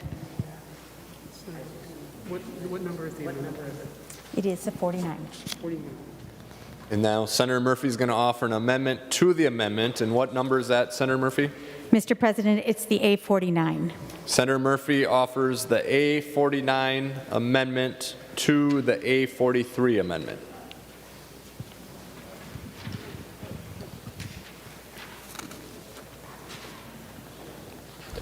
The Secretary will report the amendment to the amendment. Senator Murphy moves to amend the Murphy Amendment to Senate File Number 263 as follows, page 1 before line 2, insert. This is the A49 Amendment. To the amendment, Senator Murphy. Thank you, Mr. President and members. The A49 amendment is a fifth-tier income tax increase, raising the fifth tier, creating a fifth tier for those married and jointly filing to $500,000 a year and more. I am offering this amendment today because I believe that we have a tremendous job in front of us with regard to the state's budget. And as we talk about conformity, and I think this conformity issue is really important. I've heard from plenty of small businesses and small business owners who I know, and they are waiting for us to act on conformity. And we're going to take up this measure today, and it's an expensive measure, while there's a lot of action happening at the federal level. And we have just gotten a forecast that tells us that we have a $1.6 billion budget surplus, but only about $257 million of that budget surplus is structural balance. The rest of that money, 1.4 or so, is one-time money. And there's more one-time money coming into the state, and we're going to put that to good use. We are. We can use it for all sorts of issues and needs that Minnesotans have been talking about. We can improve our school buildings. There are school buildings in the state of Minnesota that are beautiful. If you've been to the high school in Alexandria, it's stunning. The Hibbing High School is beautiful. The high school at Eden Prairie, it's gorgeous. All our high schools should look like that. And one-time money can be used for that. We can use it for the investment, the necessary investment in broadband that we have been talking about. We can make sure that people who come out of the moratorium eviction have the means. Mr. President, point of order. Senator Benson, for what reason do you rise? Mr. President, the A49 amendment is not germane to the working family credit alternative calculation. It relates to a substantially different subject. It is also not germane because it is not conformity to the underlying bill. Relates to a substantially different subject. It also expands the subject of this bill. There is no question the intent, I'm sorry, I will not raise intent or motives. This is clearly expanding well beyond the scope of the bill that was brought to the floor and to the A43 amendment. I'd ask you to rule the A49 not germane. Senator Benson raises a point of order that the A49 amendment to the amendment is not germane. Advice on the point of order? Thank you, Mr. President. Thank you, Mr. President. Thank you, Senator Benson, and thank you, members. I, of course, believe this is germane. The underlying amendment is conformity. It is conformity in the strictest sense. It is something that Senator Rest has worked with Senator Nelson on. The amendment to the amendment is, as Senator Bakk has said, everything in the bill that we're talking about today relates to either individual income tax, corporate taxes, and a 179 fix. My amendment, the underlying amendment, the amendment to the amendment is an individual income tax issue. It is squarely germane, as is the Rest Amendment, which is conformity. The amendments are germane, and we should take a vote. And I'd ask for a roll call.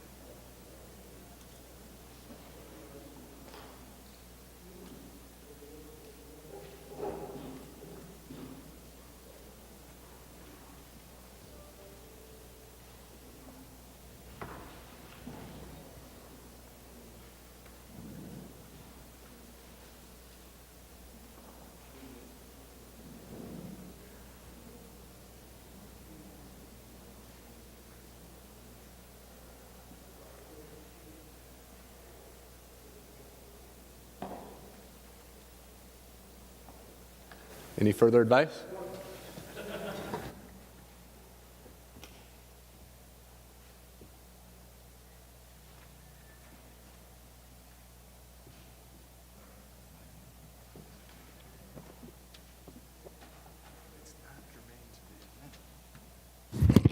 Mr. President, Mr. President,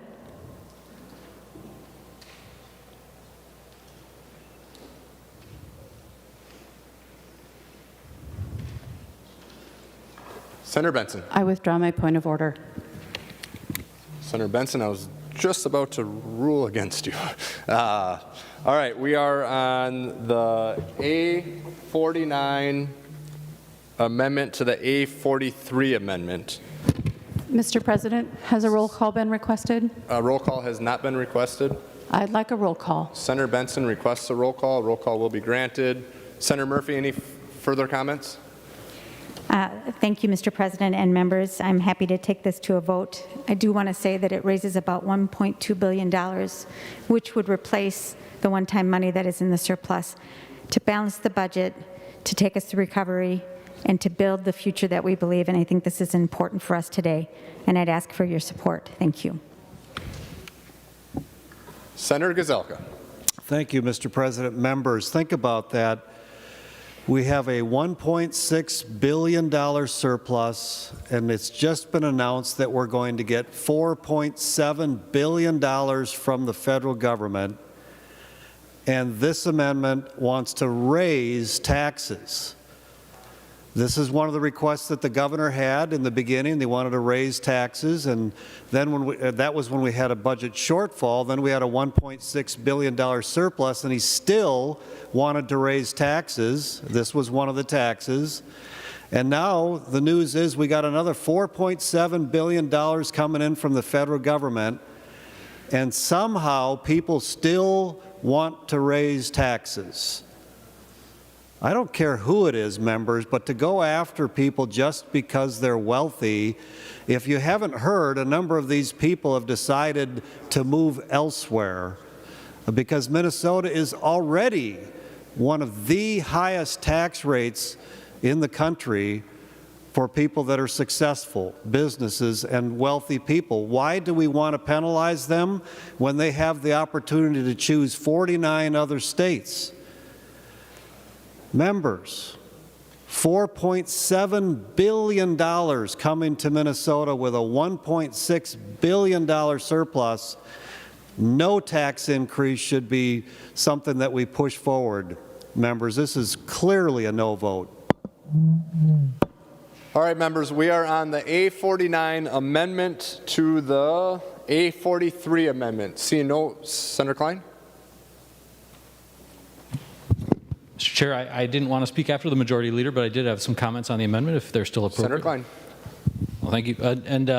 So I rise in support of the meritorious amendment, the Murphy Amendment. It has been pointed out that we have a surplus this year. But, you know, as we all know, through a trick of accounting, we don't count in inflation in that surplus. And when you add that in, it's much smaller than the numbers that have been reported. We know we're getting some money from the federal government due to the good work of our Democratic colleagues up on the Hill. But that's one-time money. You can't pay for schools or employment or environmental initiatives or transportation with that one-time money. You can do one thing one time, and you can't plan down the years. A lot of people have suffered this last year from this pandemic. A lot of people have been unemployed. We just tried to do some good for them. A lot of businesses have shut down. I think almost every Minnesotan, 90% certainly, would say their income has taken some sort of hit this last year. But a small number of people have done very well this last year. And that's no aspersion on their character. They've been successful in a time of pandemic. They've made a lot of money. In the case of the Murphy Amendment, married filing jointly, they've made more than $500,000 in the last year. And we're asking them to give a little more so that we can do things like fully fund our schools and put counselors in schools and work on transportation and help people who have done very poorly this last year. I urge a green vote on the Murphy Amendment. Senator Nelson. Well, thank you, Mr. President. Well, my head is reeling here, but I want to make sure that I understand. So we've taken the amendment to the A43 here, which is substantially different in that it is raising the income tax. Now, would Senator Murphy yield for a question? Senator Murphy will yield. Senator Nelson. Thank you, Mr. President. Senator Murphy, how would this A49, your amendment here, what would this do to Minnesota's tax ranking in the nation? Where would we rank? We're already known as one of the high-tax states in our nation. What does this A49 amendment do to that? Where would we be? Would we be the highest taxed? Senator Murphy. Thank you, Mr. President, and thank you very, very much, Senator Nelson. The amendment that we're looking at right now is also a bill that I introduced, Senate File 1401, and I would love to come to the Tax Committee and have the bill heard to answer all of your questions. I do know that it impacts about 37 1,000 probably filers in the state of Minnesota, and it makes our tax code more progressive. And I know there was just a hearing this week on the tax incident study, so it improves our suit score. But most importantly, it raises the revenue that we need to invest in our kids, in their learning, to invest in housing, to invest in childcare, to invest in our democracy, and those are the measures that make up Minnesota's standing. And I know that it is important for some to understand where we sit on a list in terms of how much money we raise in revenue. But I am much more interested in the quality of life for the people of Minnesota. And with this revenue, we can do our small part to invest in that future, and that should be our shared goal and the measure of our work. Senator Nelson. Thank you, Mr. President. I asked Senator Murphy to yield for that question about where this would rank us in the state, in the nation. Members, this would put us near the top, kind of like putting a sign out there saying, don't bother coming to Minnesota if you are successful. Certainly, we should be welcoming wealth into our state, not putting up a do not enter sign. But let's just be clear. This is, our income tax is progressive. So I encourage members to follow the tax committee and review the incident study that we had in the tax committee just this week. The income tax is incredibly progressive in Minnesota. Now, buying a gallon of milk is not, or buying gas is not, but our income tax is extremely progressive.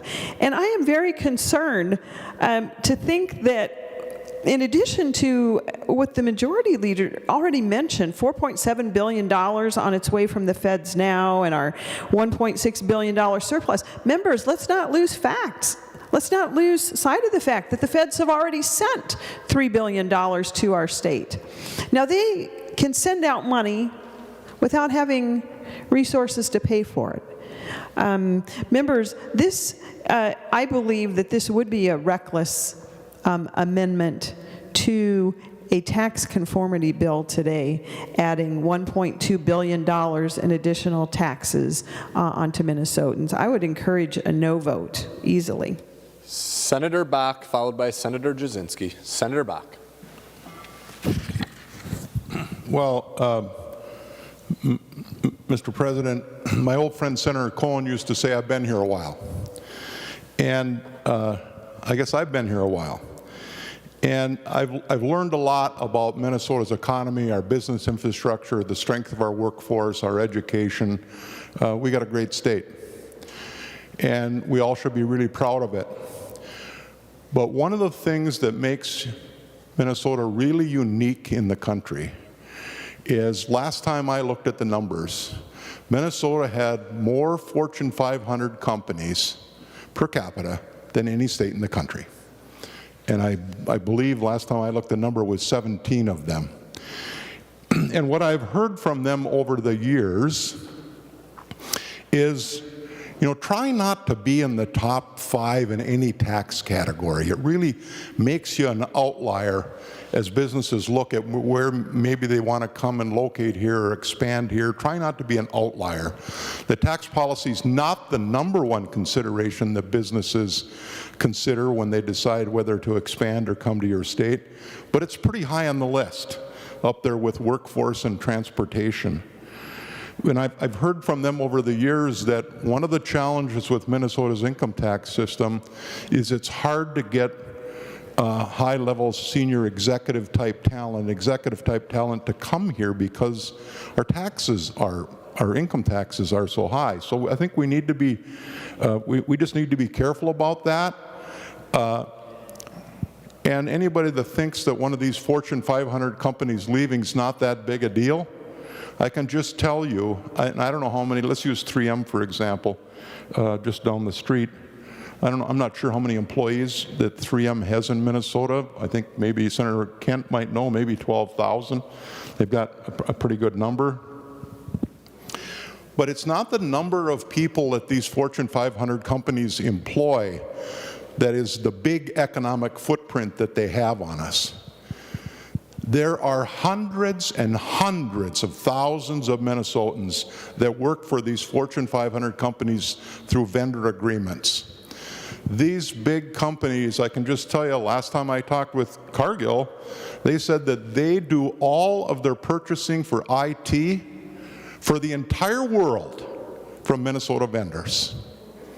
And you can go down that list of Fortune 500 companies and look at the tremendous impact they have employing other Minnesota businesses that do their marketing, that do their accounting, do their legal work. It's a long list of business services companies that are very dependent on these large Fortune 500 companies, and they don't have to be here.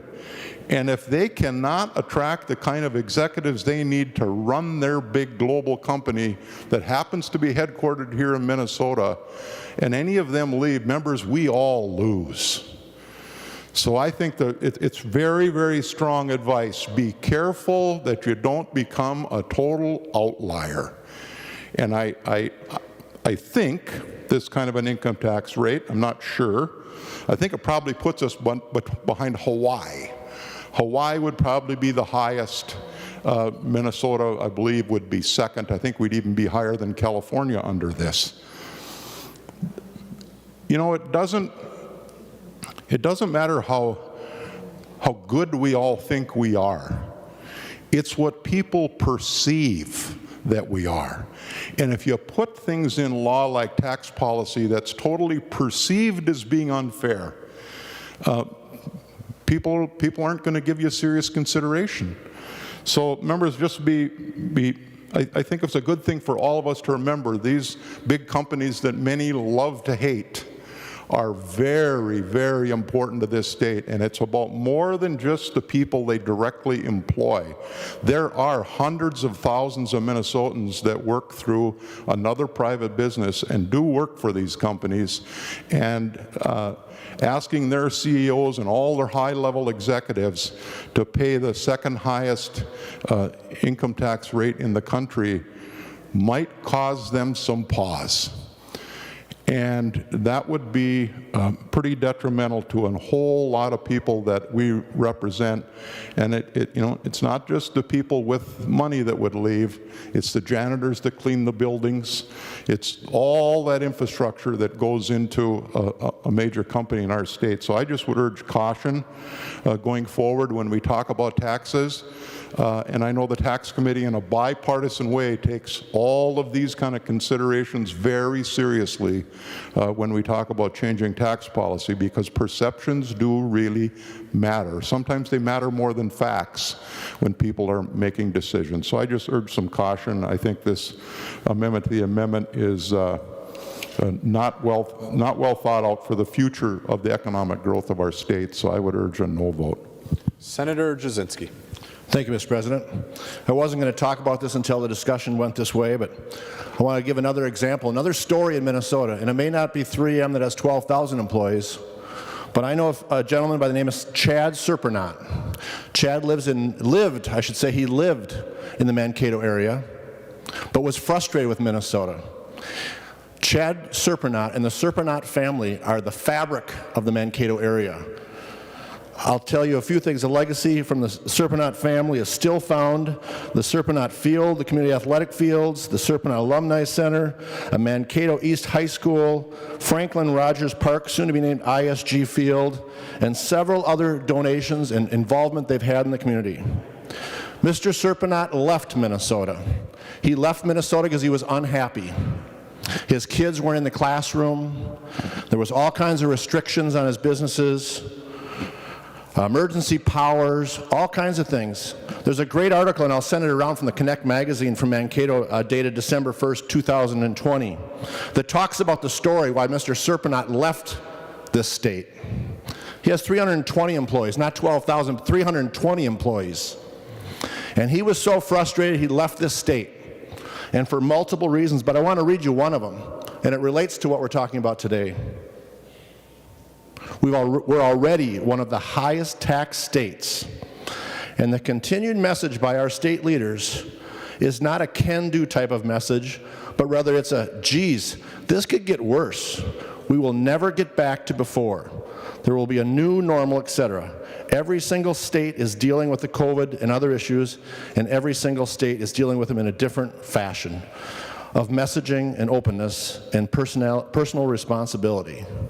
Again, this bill, we are driving people out of Minnesota because of these high tax rates. And I'm in the commercial industry, commercial real estate business with large companies that talk to me that are leaving. People with high net worths that would be here investing and being in our communities, but they're not, they're leaving. And they're not leaving just because of one thing, it's not just because of the weather, it's because of multiple issues. The restrictions, the emergency powers, and our taxes. And folks, they're leaving. And if you don't believe it, Mr. President, they're leaving the state of Minnesota because of high taxes. Thank you, Mr. President. Senator Dibble. Well, thank you, Mr. President. I'm so glad that millionaires and billionaires have such able and capable defenders in this chamber. It's heartening. Unfortunately, we can talk about an individual here and there, but there's no real evidence. We know that, of course, after Mark Dayton was able to get the fourth tier through, all of the quality of life measures went up, all of the economic indicators went up. We haven't lost any Fortune 500 businesses. But members, I just want to focus a little bit about the reality of people's lived experiences today in the United States in the era of this pandemic and the crisis that it has wrought in some people's lives, but not others. Since about a year ago, the wealth of the country's 664 billionaires now have a combined wealth of $4.3 trillion, up from 3 trillion, almost exactly 1 year ago. And in fact, it is more than 2/3 higher than the 2.4 trillion in total wealth from the bottom half of the population. Meanwhile, for the rest of us, over 28 million have fallen ill with the virus. More than 500,000 have died from it. The collective work income of rank and private sector employees of the entire 82% of the workforce has declined by almost 3% in real terms. 18 million were collecting unemployment, and we lost an opportunity to create some more fairness and parity in this bill with previous amendments that were rejected. 100,000 businesses have permanently closed. Again, another opportunity lost in this bill is to preserve some money to help some of the smaller businesses. 12 million workers have lost employer-sponsored health insurance during the pandemic. 24 million adults report that their household had not had enough food in the past week. Between 7 and 11 million children live in a household where kids did not eat enough because their household couldn't afford to feed them. And 2 million adults, almost 1 in 5 renters, 20% of renters, are behind in their rent. Members, Senator Murphy's bill affects a very, very tiny number of individuals in Minnesota who have gained so much through the pandemic because they must be in the right business. I don't know why exactly. They wouldn't even miss these dollars. They're not going to move out of the state. And meanwhile, we have so much to do. We've not even made up the lack of spending, the decrease in spending that was wrought upon us by Governor Pawlenty. We still haven't made up the difference in that. We still have, in basic public education, members, investing in people's lives and their opportunities for success. This is just a common sense amendment, and I hope you support it. Thank you. Senator Gazelka. Thank you, Mr. President. Members, this is an important debate. I think as we're going forward and we think about how do we attract people to Minnesota and how do we raise revenue to make sure we're taking care of all the needs that we're talking about. And I did want to have a sense, people talk about fair share, and I think it's important for this topic because when you ask people what do they think a fair share for a wealthy person to pay, most people think a fair share is somewhere around 20%. Well, that's fair, 20%. So I did have some of our staff do some research on what somebody that makes $500,000 in Minnesota, what do they actually pay? Remember, the people think 20%. Well, when you add the federal taxes, the state taxes, and the sales taxes, and all of those expenses or taxes together, somebody making $500,000 in Minnesota right now, before this amendment, pays half, 50%. And so when people think about what does a wealthy person at $500,000 pay, it's not 20%, members, it's 50% without this proposal. I just wanted to have that documented, Mr. President. All right, members, we're on the A49 Amendment to the A43 Amendment. The Secretary will take the roll on the amendment to the amendment.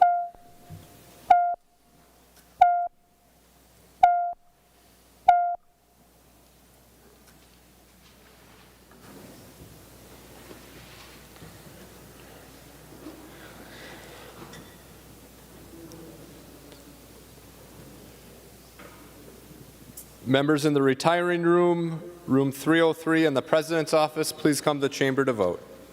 Retiring room 303 and President's office. He wants a sheet. I see why they want to take a vote. Who wants it? I see why the majority wants to. Of course, yes.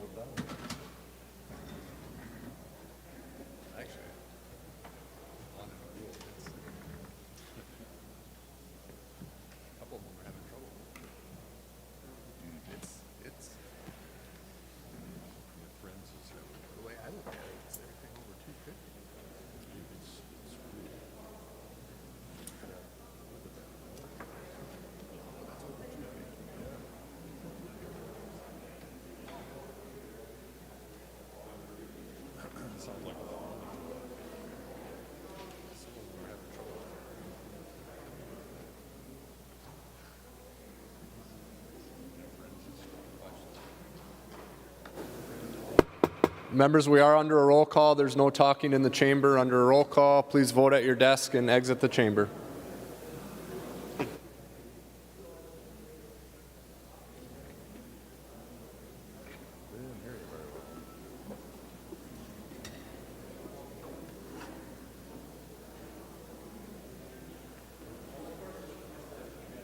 I got two over here. Members, we are under a roll call. There's no talking during a roll call vote. Members in the back of the chamber, please take your conversation outside the chamber. Thank you.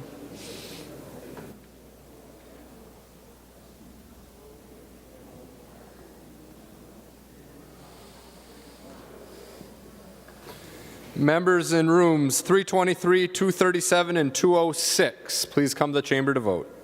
Room 323, 237, and 206.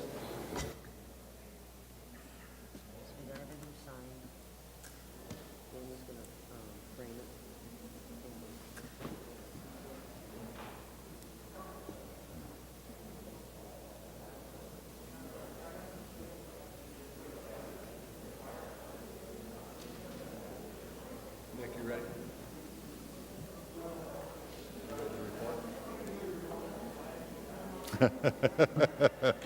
He needs more time himself. So do you want me to go to him is what I'm asking? I'll call on Senator Jasinski to report the votes of the members voting under Rule 40.7. Senator Jasinski. Thank you, Mr. President. Senator Anderson votes no. Anderson votes no. Senator Jasinski. Thank you, Mr. President. Senator Coleman votes no. Coleman votes no. Senator Jasinski. Thank you, Mr. President. Senator Osmic votes no. Osmic votes no. Senator Jasinski. Thank you, Mr. President. Senator Newman votes no. Newman votes no. Senator Jasinski. And thank you, Mr. President. Senator Senjum votes no. Senjum votes no. Senator Friends.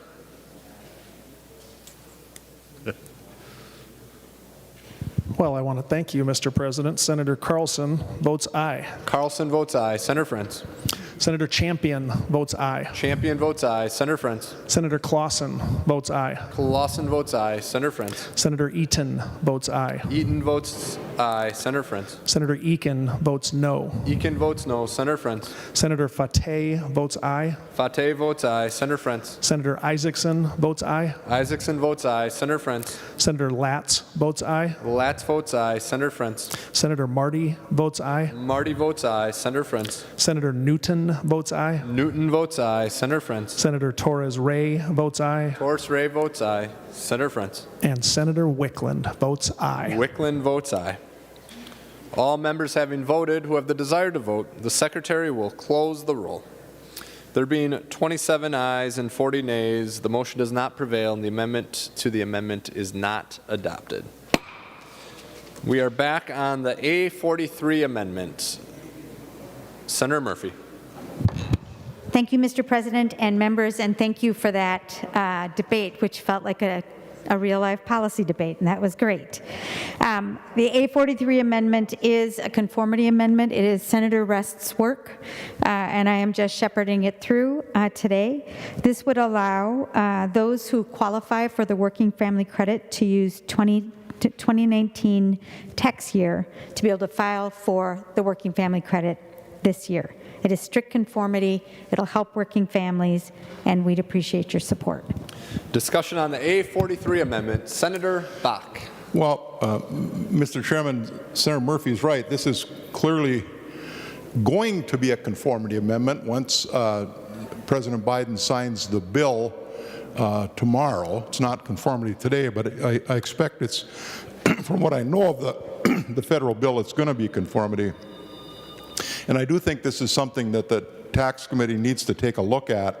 I think, so far, I think the department has had a hard time figuring out what it really is going to cost, so we don't have an official estimate of how much revenue it will cost. But I'm not at all saying this is a bad idea, but I just need to know what it's going to cost before I agree to spend the money. And I did get a text from Senate Counsel saying that, you know, we're currently spending about $275 million a year on the working family credit, that this could, let me emphasize could, spend about $150 million more. Well, members, if that's true, we all need to know that for sure. So for today at least, I have to oppose the amendment, and hopefully the department can, and Senate Counsel can kind of drill down and give us a more firm estimate about what it costs. And I'd love this to be in the omnibus tax bill when it comes to the floor, but today seems a little early. I did talk to the tax chair, and she said we absolutely are going to give this provision a hearing in the committee once the department has more information for us. So for today, Senator Murphy, I just think we're a little premature, so we probably can't put it on. Further discussion on the amendment. Senator Rest. Thank you, Mr. President. We offer this amendment because of a bulletin from the Department of Revenue that was sent out to tax preparers telling them that on behalf of their clients, they would have to use 2020 earned income to compute the 2020 working family credit. And the question is, why can't I use 2019? And Senator Bakk, just a slight correction, this has already been passed by the federal government. This is not something that's coming up going to President Biden right now. It was the Taxpayer Certainty and Disaster Tax Relief Act of 2020 already passed that allows taxpayers to choose which year will provide a higher federal earned income tax credit, and that Minnesota has not adopted this provision, and if you try and use it, the Department of Revenue is going to change your tax return. So I understand that the revenue impact is unknown, but it's unknown in favor of the taxpayers. It's not unknown because we don't know how much it's going to raise. It's unknown because of how much relief it is going to give, once again, to those hardworking Minnesota families that otherwise are eligible to receive the working family credit.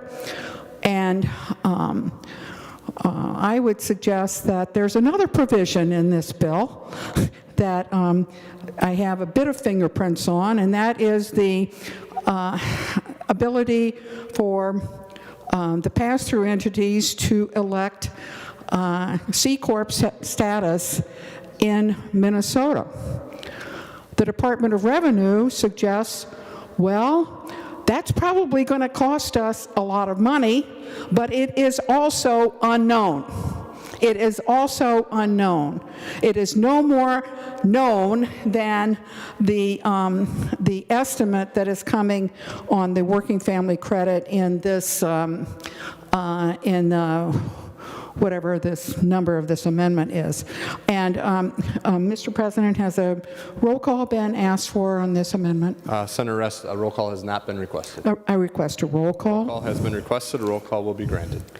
And members, then I would ask you to, if you will, we're taking a chance on businesses for their benefit, electing C Corp status in order to have a more realistic state and local tax deduction and not be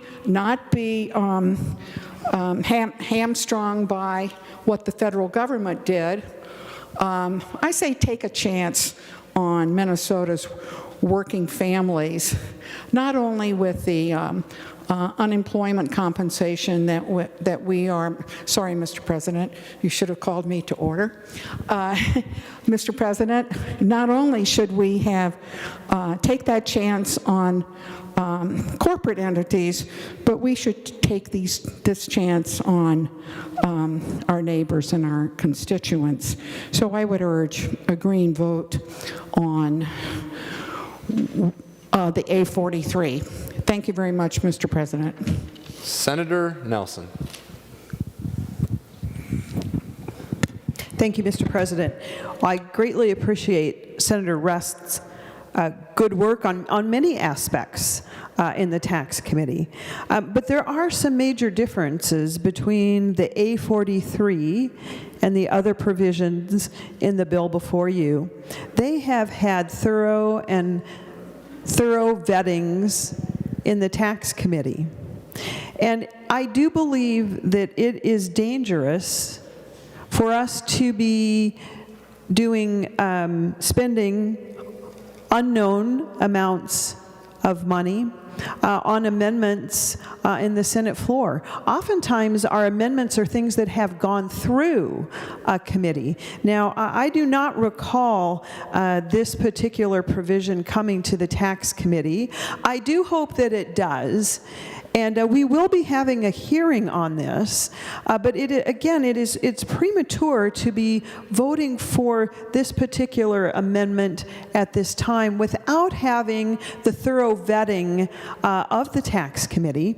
But I do look forward to the opportunity to hear this, and I'm hoping Senator Rest has this as a bill. If not, we'll get one jacketed right away, and we'll get it up for a hearing, and we will get that thorough vetting. So at this moment, though, I would encourage a no vote. Senator Dietzich. Thank you, Mr. President. Senator Nelson, I believe we just found out, Senator Rest just found out when the Department of Revenue sent a notice out, I think March 8th. So we just learned about this. As Senator Rest said, this the benefit here, any relief will help working families, people that didn't get PPP, people that aren't going to get that tax relief of PPP, people. Again, as Senator Best said, we are letting corporations, we are letting S-corps, we are letting individuals decide which tax code, which tax, the way they file as a C Corp or as an S Corp, which benefits them. We're taking a chance on that. We heard that bill, and we still don't know the cost. So we're taking a chance on that. I think we should take a chance on what we're doing here. We've heard working family credit many, many times. Many of us have carried the bill. Working family credit helps about 50% of the people in rural Minnesota. It helps 50% of the people in urban. It helps people that are working. So they are working. It helps them so they don't fall off a cliff. It helps them literally get to a better place. So they don't need their help. They are working. I think that we should help them, just like we are taking a chance on the S Corp. I think it's special C Corp option in the bill. We're taking a chance on that. I think we should take a chance on this, and I urge a green vote. The Secretary will take the roll on the A43 Amendment.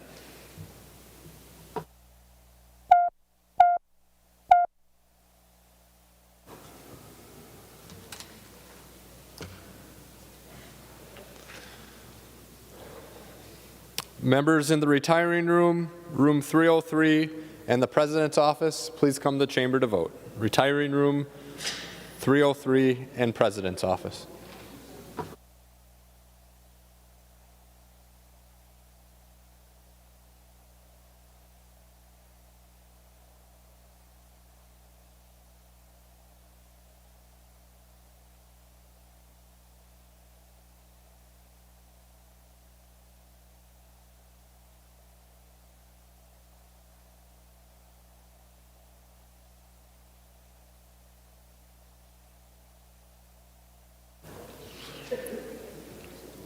Members in room 323, 237, and 206, please come to the chamber.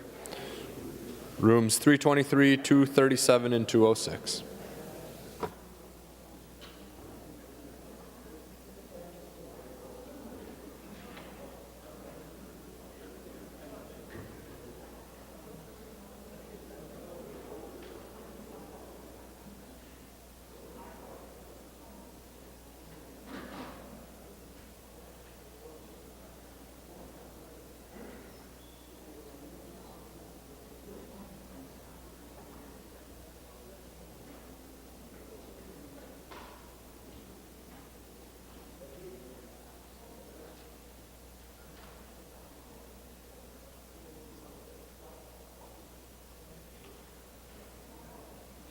I will call on Senator Frentz to report the votes of the members voting under Rule 40.7. Senator Frentz.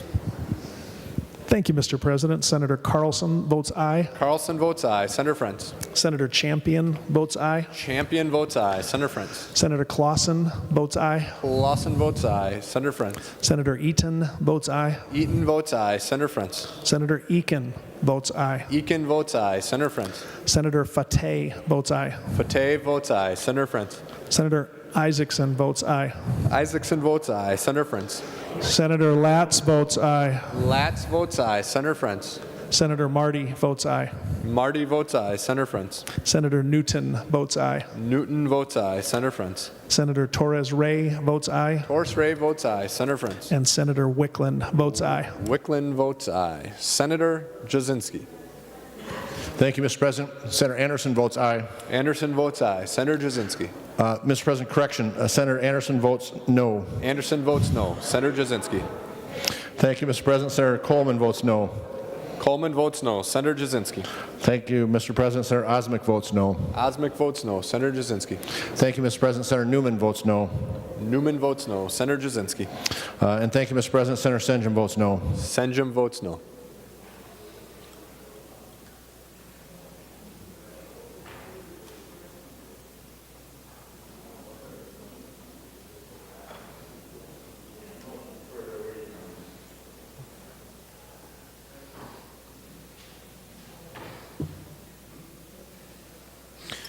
All members having voted who have the desire to vote, the Secretary will close the roll. There being 32 ayes and 35 nays, the motion does not prevail. The amendment is not adopted. Members, we're back on Senate File 263 as amended. Senator Putnam. Thank you, Mr. President, and thank you, Senator Bakk, for introducing this bill. You know, I know we're not supposed to talk about intent or motivation, but if Senator Bakk will indulge me in a brief moment of violation of decorum, I think that what motivates this bill was a desire to help people when they've been knocked down, a desire to help people stand up when they're trying to stand up. But I think more concretely in terms of the purpose of this bill, it's both implicit in the text and explicit in our conversation that there are two purposes to this bill. The first is to achieve conformity with federal laws about taxes that are about getting back up after the COVID pandemic. Mr. President, I think that's pretty obvious. It's in the nature of the bill.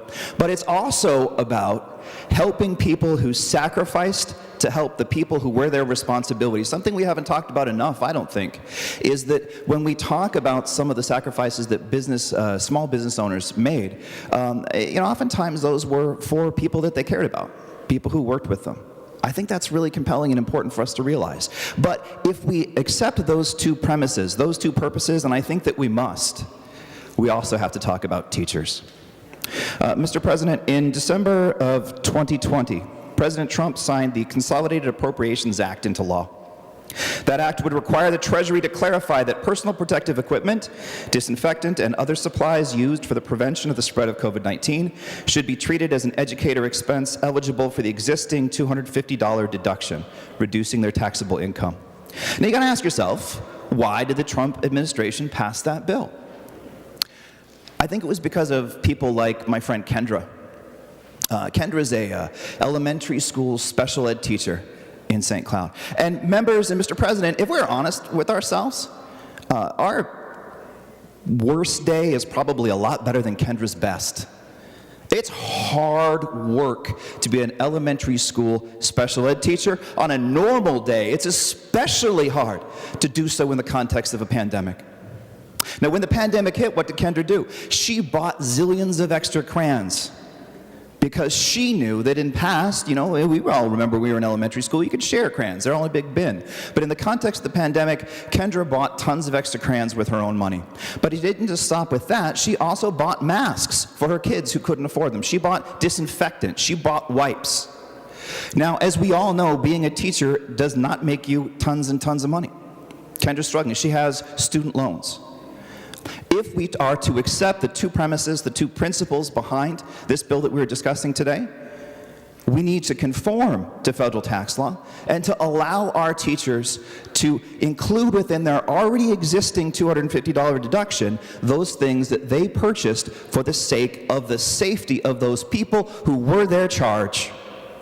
So, Mr. President, I offer you today the A20 Amendment, and I ask for a roll call.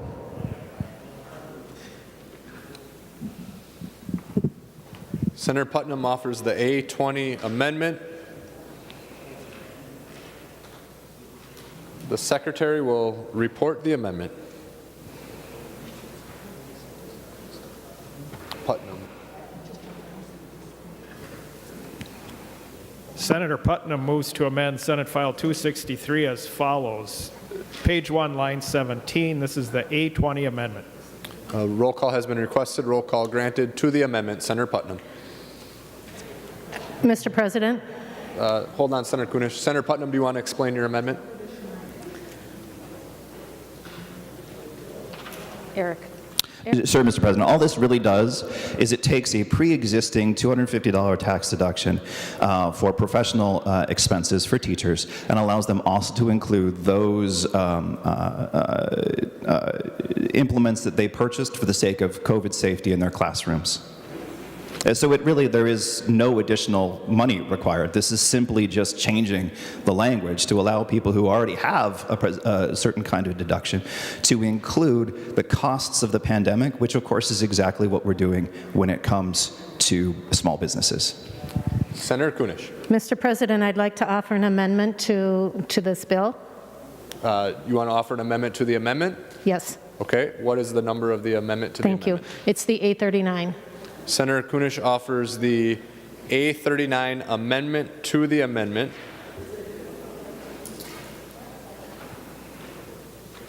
The Secretary will report the amendment to the amendment. Senator Kunish moves to amend the Putnam Amendment to Senate File 263 as follows. Page 3 after line 17, insert.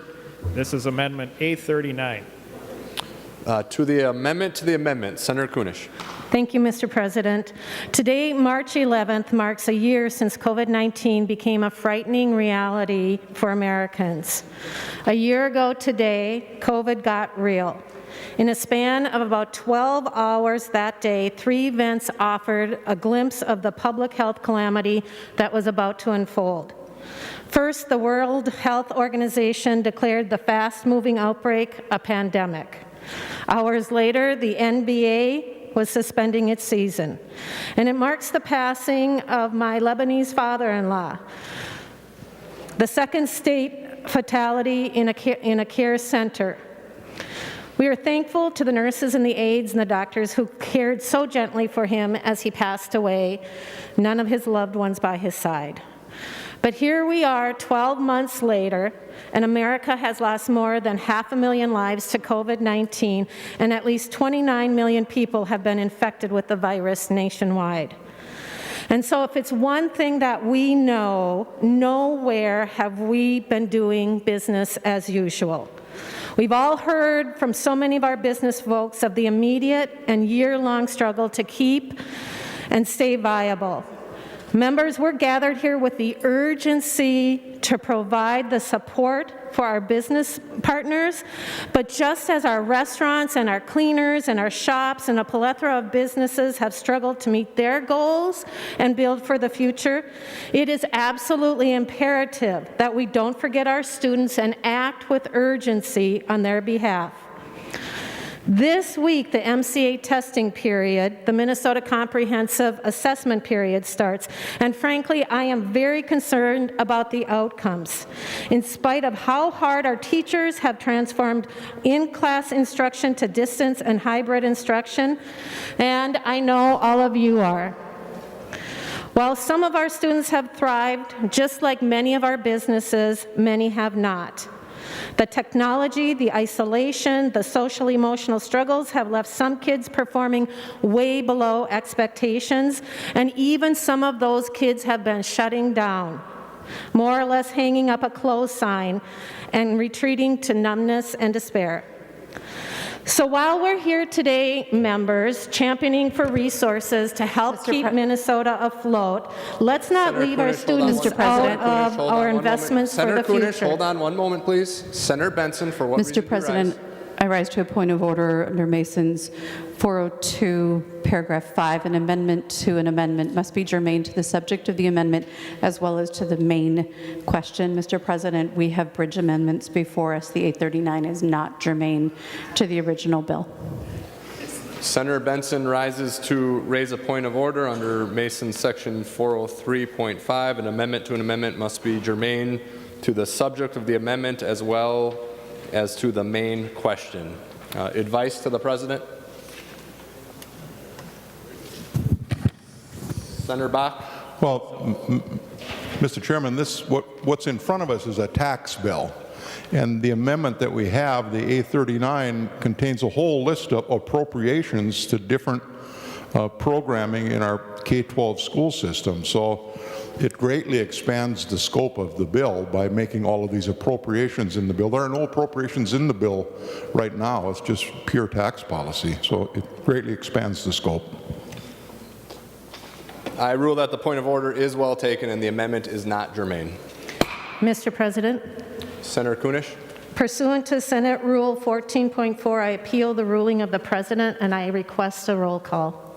Senator Kunish is appealing the ruling of the President. The question before the body is, shall the decision of the President be the judgment of the Senate? A green vote is in favor of the judgment of the President. A red vote is against the judgment of the President. A roll call has been requested. A roll call will be taken. The Secretary will take the roll.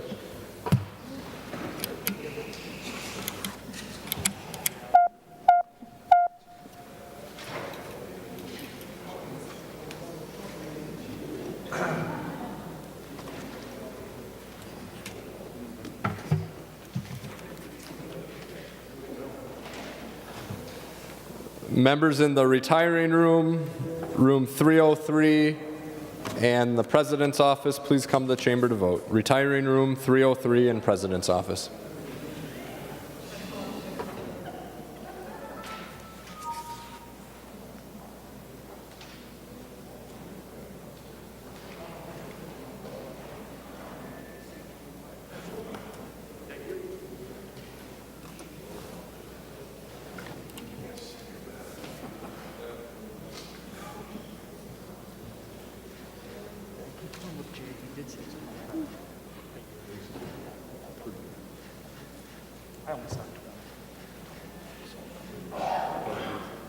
Hey, Jay, Carla here.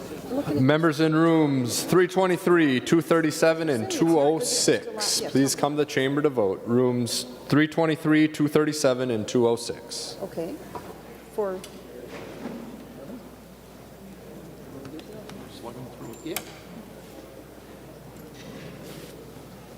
on the A39. Yeah, but we're just talking about the A20. Because there's, look at on this. Yeah, 25 a year. Okay, got it, thanks, yep, bye-bye. Yep. I'm going to lose my next election with bad votes. I will. He does. He does. Should be.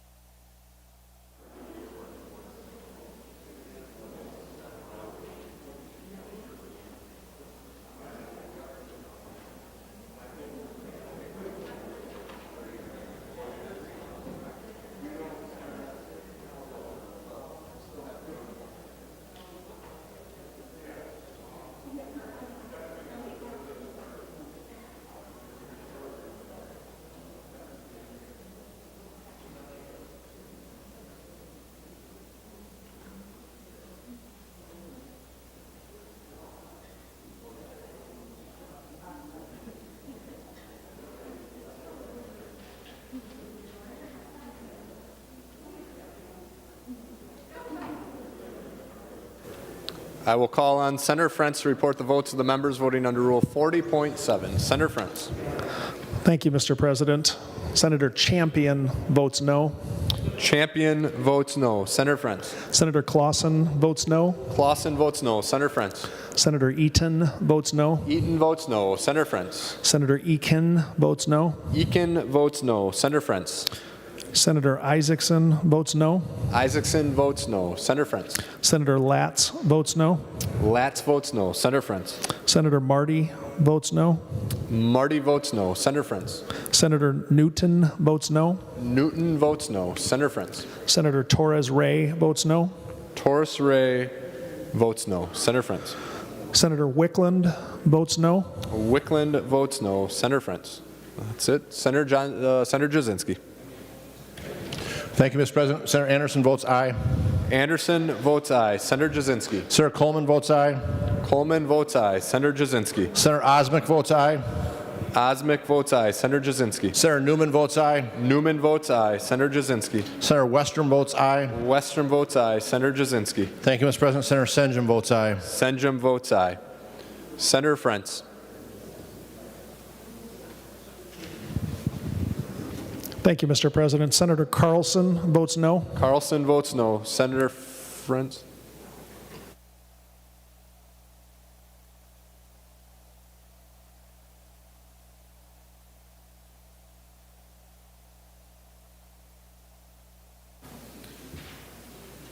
All members having voted who have the desire to vote, the Secretary will close the roll. There being 36 ayes and 29 nays, the decision of the President is sustained. We are back on the A20 Amendment. Senator Nelson. Thank you, Mr. President. Would the amendment author yield for a question, please? Senator Putnam will yield. Senator Nelson. Oh, thank you, Mr. Chair. Senator Putnam, good ideas included in this amendment, but my question is, what is the cost? What kind of revenue impact are we expecting on the state? Nominal, thank you. Senator Putnam. Thank you, Mr. President, and thank you, Senator Nelson. My understanding is it's nominal at best. Worst case scenario, we're looking at $25,000, which is 0.0006% of the number that we're talking about relative to businesses. Senator Nelson. Thank you, Mr. President. And Senator Putnam, I would stand in favor of this. It is such an extremely small cost for such an important item, such as disinfectant wipes. Clearly something that we should all be embracing as we turn the corner on this pandemic. So I'll be voting green on the A20 amendment. Senator Putnam. Mr. President, I withdraw my request for a roll call. Senator Putnam withdraws his request for roll call.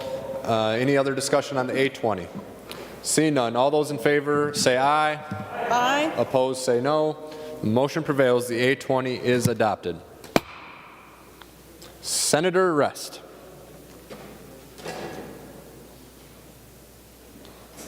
Senator Rest, you got a lot of stuff on your desk there. I'll get there. Mr. President, I have the A34 Amendment. Senator Rest offers the A34 Amendment.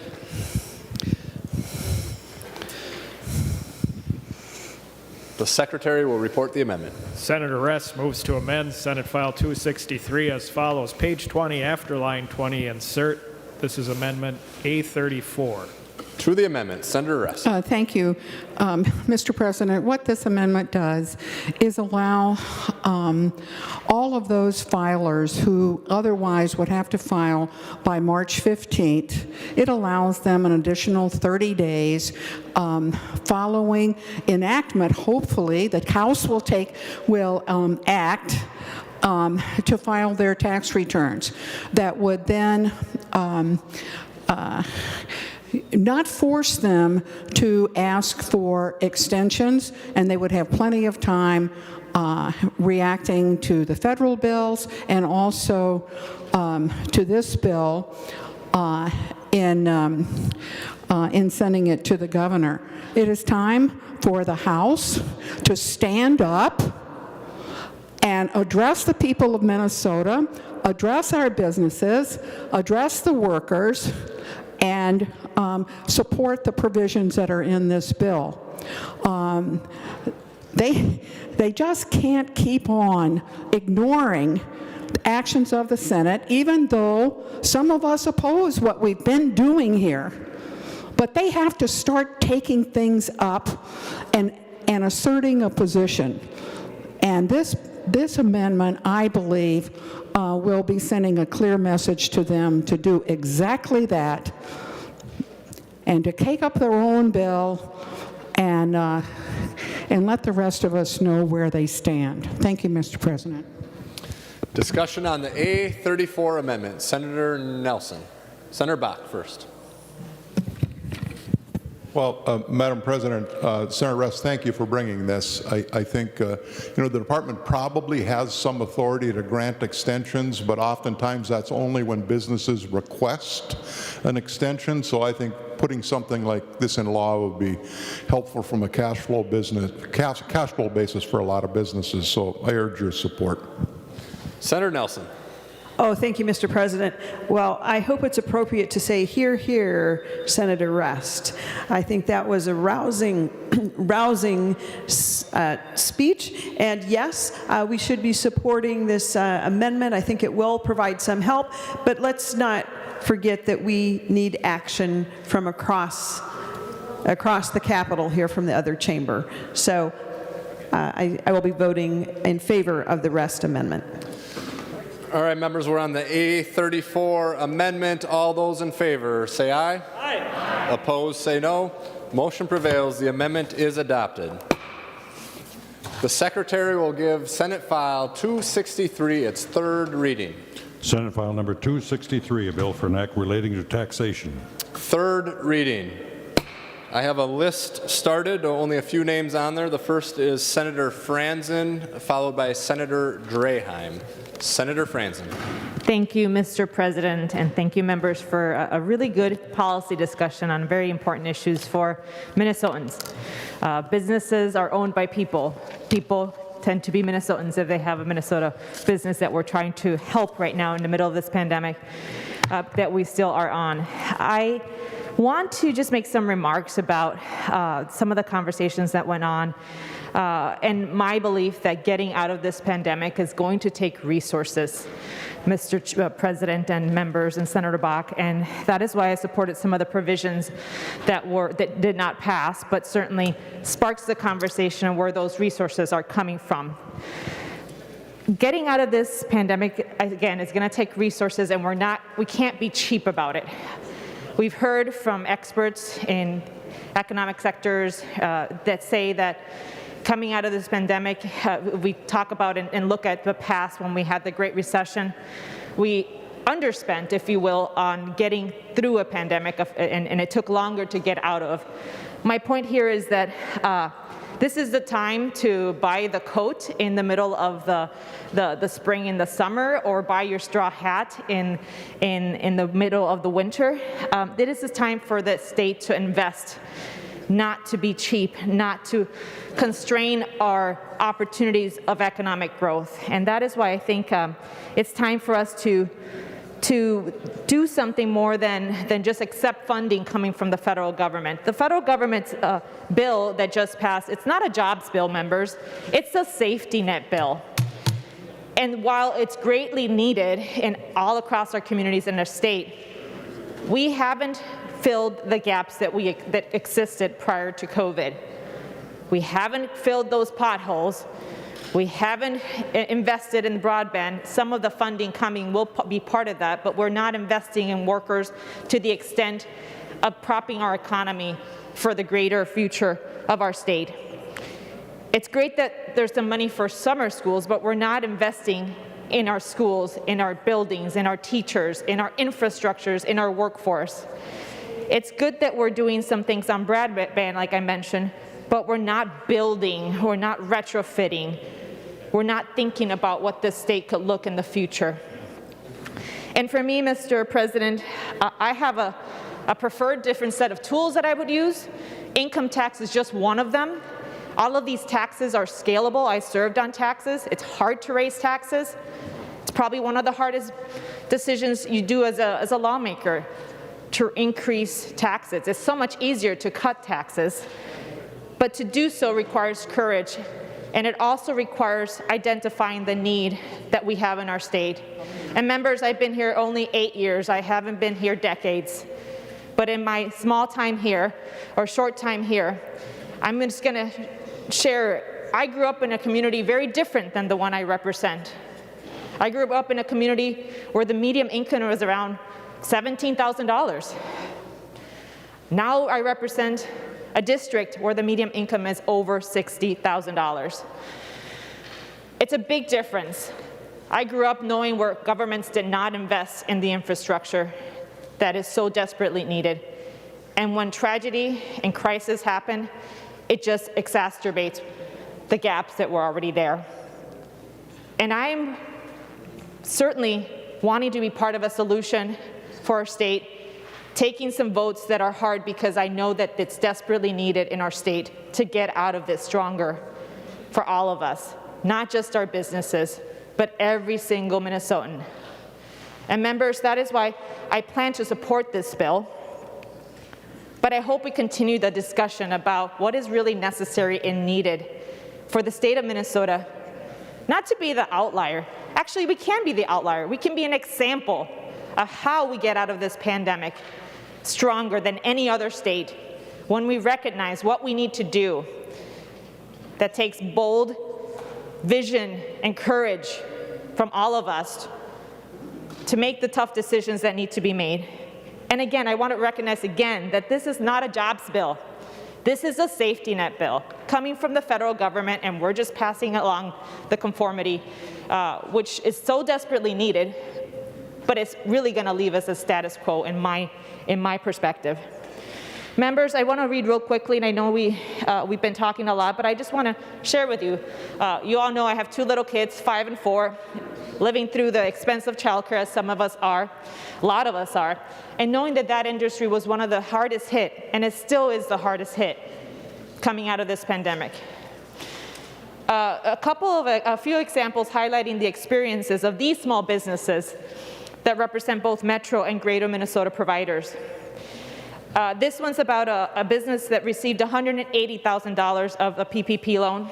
They have 56 employees. They use the funding to keep their doors open, to pay not only our staff, rent, mortgage, utilities, but stay current on bills. If they were taxed, they would need to take out a loan or a line of credit if the bank allows it, and don't know how they would pay it otherwise. We were promised forgiveness, we followed the guidelines to a T, and we documented every penny spent.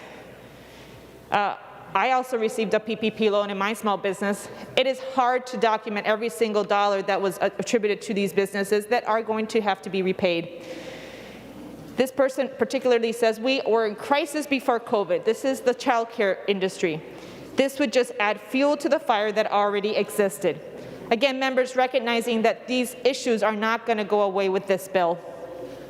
Another example is a PPP loan that received $506,000. With that, they were able to compensate all of staff and benefits of 65 employees. What would mean if you were taxed on these funds? Less money for staff raises and benefits. And the last example, a PPP loan of $304,000 for a childcare business of 40 employees. They were able to maintain staff, maintain their hours. Even when there weren't children to support the hours, we were able to keep money going to support our employees and their families. If they were taxed on this money, it would take away from our savings, and it would not only be used, they would have to get to a bank loan and to pay for other center improvements. They wouldn't be able to do those. They wouldn't be able to hire new staff, training, development, raises, and more. So members, this is just an example of an area that I truly believe, even when we pass this bill, it's still going to be in crisis. And that is why we need to look at the bigger and larger picture, the long run. What do we need for our businesses and our families to thrive? It's not just a pass-through bill. It's not just relieving them from this particular PPP loan, but it's going to take investments. And members, again, I support this bill, but it still falls short in investing in Minnesotans. Thank you, and I urge members to support the bill. Senator Draheim, followed by Senator Pratt. Senator Draheim. Thank you, President Miller. Members, I had quite a few comments I wanted to make today on this. I appreciate the discussion. I appreciate the effort to help our families across the state. But I do have one ask. As a small business owner that's been shut down 2 days short of a year, March 13th, we were shut down in my event center. I want to be able to hold weddings again. So I ask all of us to pressure the governor to let us safely reopen so we can put our employees back to work, our vendors back to work, and we can hold weddings again. So this is a great discussion, a great bill, a great idea to help families. But when I talk to business people all over the state, the number one thing they want is the ability to open as they see fit safely. So I urge all of us to pressure the governor to open up Minnesota. Thank you. Next, we have Senator Pratt, followed by Senator Uyghur. Senator Pratt. Thank you, Mr. President. I'll be brief. I just want to thank Senator Bakk and the Tax Committee for bringing us forward today. This is so important for our small businesses. As the chair of the Jobs Committee, we hear the struggles that our small businesses are facing every single day. And last spring, these PPP loans were a lifeline, not only to the businesses members, but to the very people that they employ. Our unemployment trust fund is over $1 billion in deficit today. This greater than what we saw during the Great Recession. And these PPP loans kept people employed, kept people off the unemployment rolls, and helped us make it through the spring. And it is unfair for us to now tax those benefits when employers were trying to do the right thing for the very people that they employ. So Senator Bakk and members of the Tax Committee and members, I strongly support this bill and thank you for bringing this fairness to our tax code that 34 other states have already done. Next, we have Senator Uyghur, followed by Senator Nelson. Senator Uyghur. Thank you, Mr. President. Members, I do support Senate File 263 and thank the members of the committee for the work they did. But I want to add, we could have improved it, and I did support all of the amendments. But that said, mission is still not accomplished, particularly for students. Now, Senator Kunesh attempted to offer an amendment that talked about the urgency for summer school and the need, as we all agree about the safe reopening of schools, that they get relief too. $430 million for business, and I will support that. We can work together, but the students are shut out. We need to provide those resources. In fact, $57.5 million from the last stimulus bill is sitting in the Legislative Advisory Committee.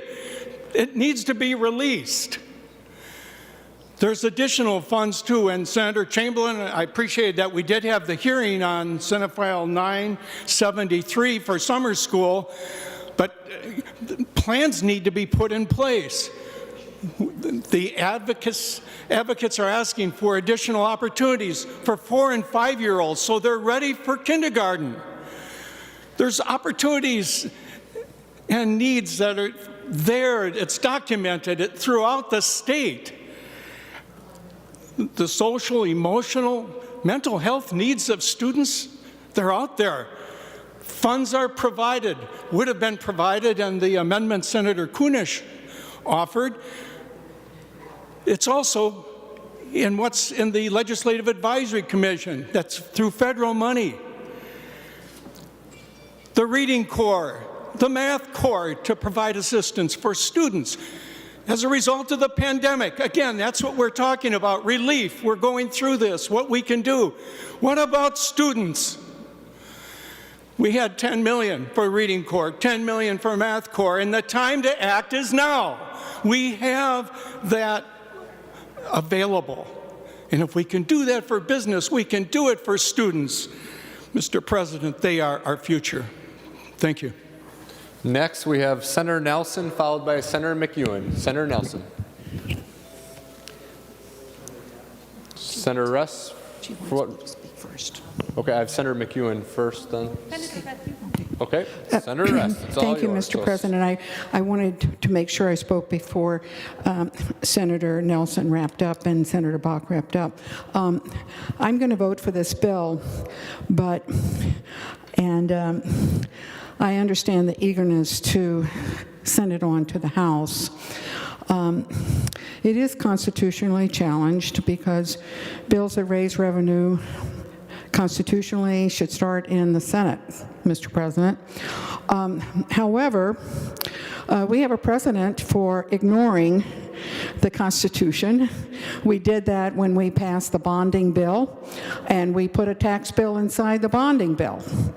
So these are extraordinary times, and ordinarily I would oppose such a move. In my mind, the bill should stay here and wait for the House to act, but that's not going to keep me from voting for the bill if indeed there are at least 34 ayes. Thank you, Mr. President.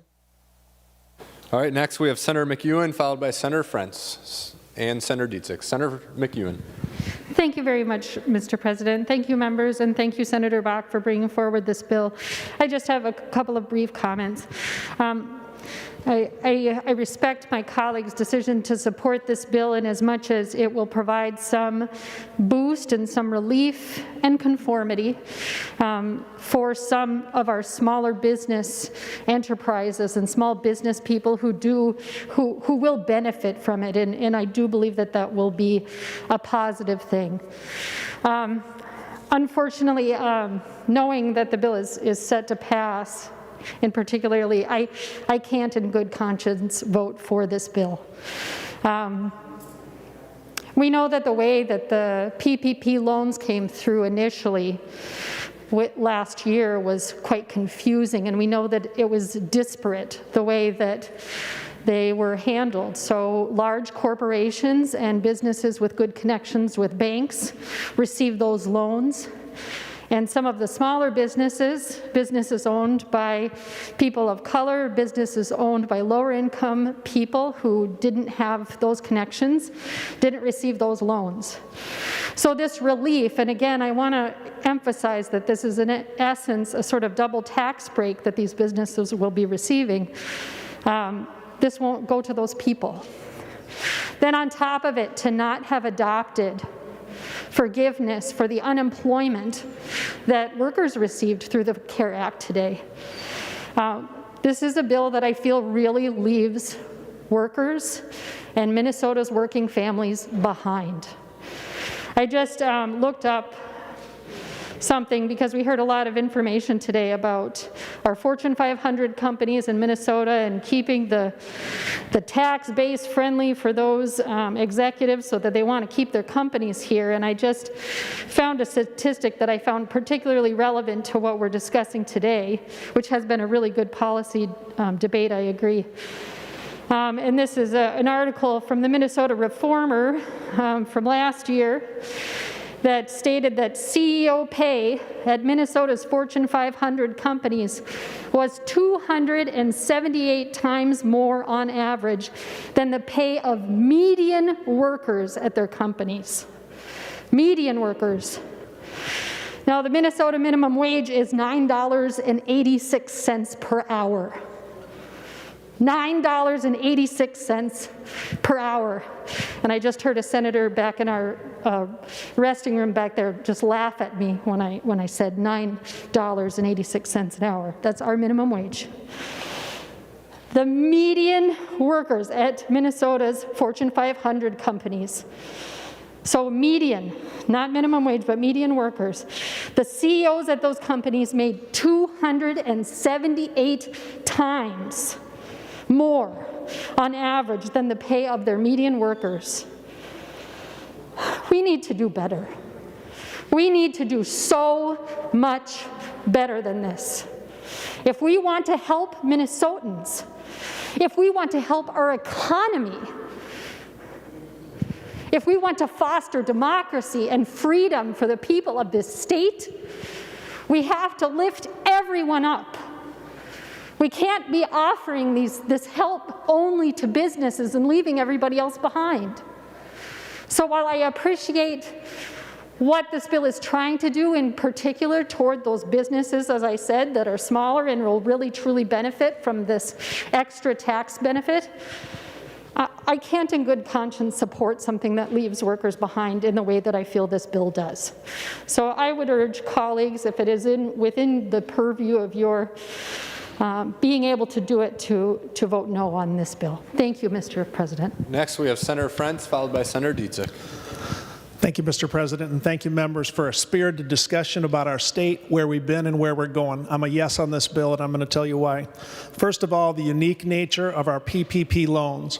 What we said to our small businesses is, if you will hustle, if you will scrape, if you will keep your employees employed, we will forgive these loans. That was incentive for a once every 100-year pandemic, and I think this bill properly treats the tax conformity issue the way our small business owners would like us to do that. The bill also provides some relief for working men and women. I like the treatment of the unemployment taxes in this bill, Mr. President, and I think we're going to have to do a whole heck of a lot more for the working men and women of Minnesota, and I'm very appreciative of what I thought were some pledges from some members of the majority party to be serious when we consider those support mechanisms for working men and women. At the end of the day, we are all in this together. We want to get back opened up. We want to have bars and restaurants get relief. We want to have greater ability to enjoy the freedoms that Minnesota offers. That includes things like event centers, professional baseball events, and just getting together with each other. And I think this bill is good enough to pass, and I look forward to the rest of the discussion, Mr. President and members, when we get going towards the end of session. And with that, thank you, Mr. President. Senator Dietzich, followed by Senator Herr. Senator Dietzich. Thank you, Mr. President. I spent the last 2 weeks talking to a lot of my small businesses, including a lot of them that got the PPP and really want this relief. A lot of them really need this relief. I also talked to a lot of my sole proprietors who were not able to get PPP because they didn't have that banking relationship. They are not going to get this relief. They will get a small fraction of that relief. So we're not doing tax fairness here because you have two businesses that are being treated differently. So we also don't address in this the economic injury disaster loans that people got. Those grants will also be taxed, and so we have more work to do. I was really hoping to vote for this bill because I really want to help those small businesses that need this help. Unfortunately, I'm going to vote no. I think we have more work to do. I think we should continue this discussion, and I think we should work for a bill that helps kids, workers, and businesses.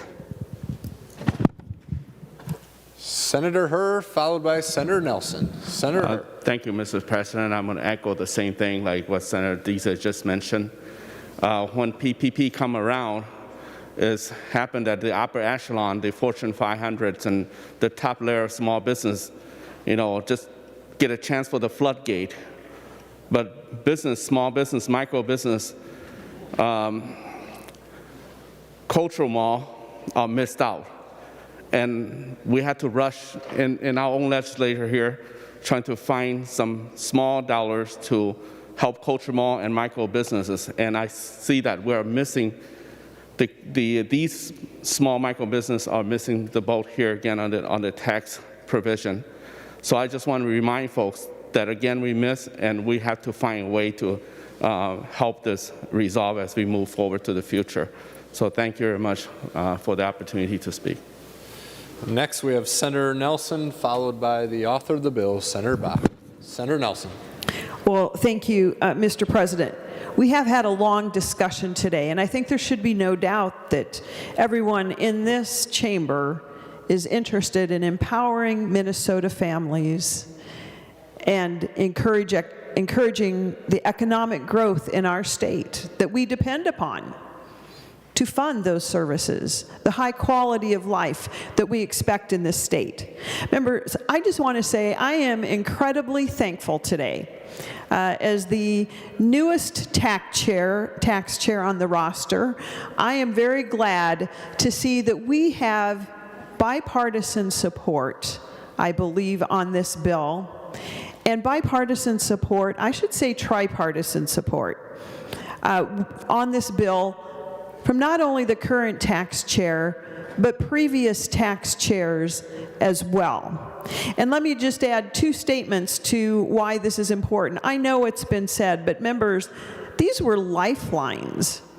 The payroll protection plan was a lifeline, not just to the businesses, but to the employees.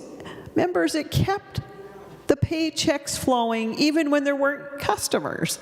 And so it supported Minnesota workers. And now far too many of those businesses would be taxed on their lifeline, and it's unconscionable that we would do that.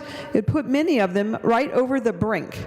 And the same with Minnesotans on these pandemic unemployment benefits. We should not be taxing those. I'm glad that this bill is making some subtractions for that taxation. We're not going to tax all that. But members, there's one thing I've learned in my decade in this chamber. There's always more work to do. We must never let the perfect be the enemy of the good. It is the surest way to frustration and doing nothing. And so speaking of doing nothing, I did hear this comment about the mission is not accomplished. Well, members, we have accomplished a great deal here today as we pass this bill off of the Senate floor.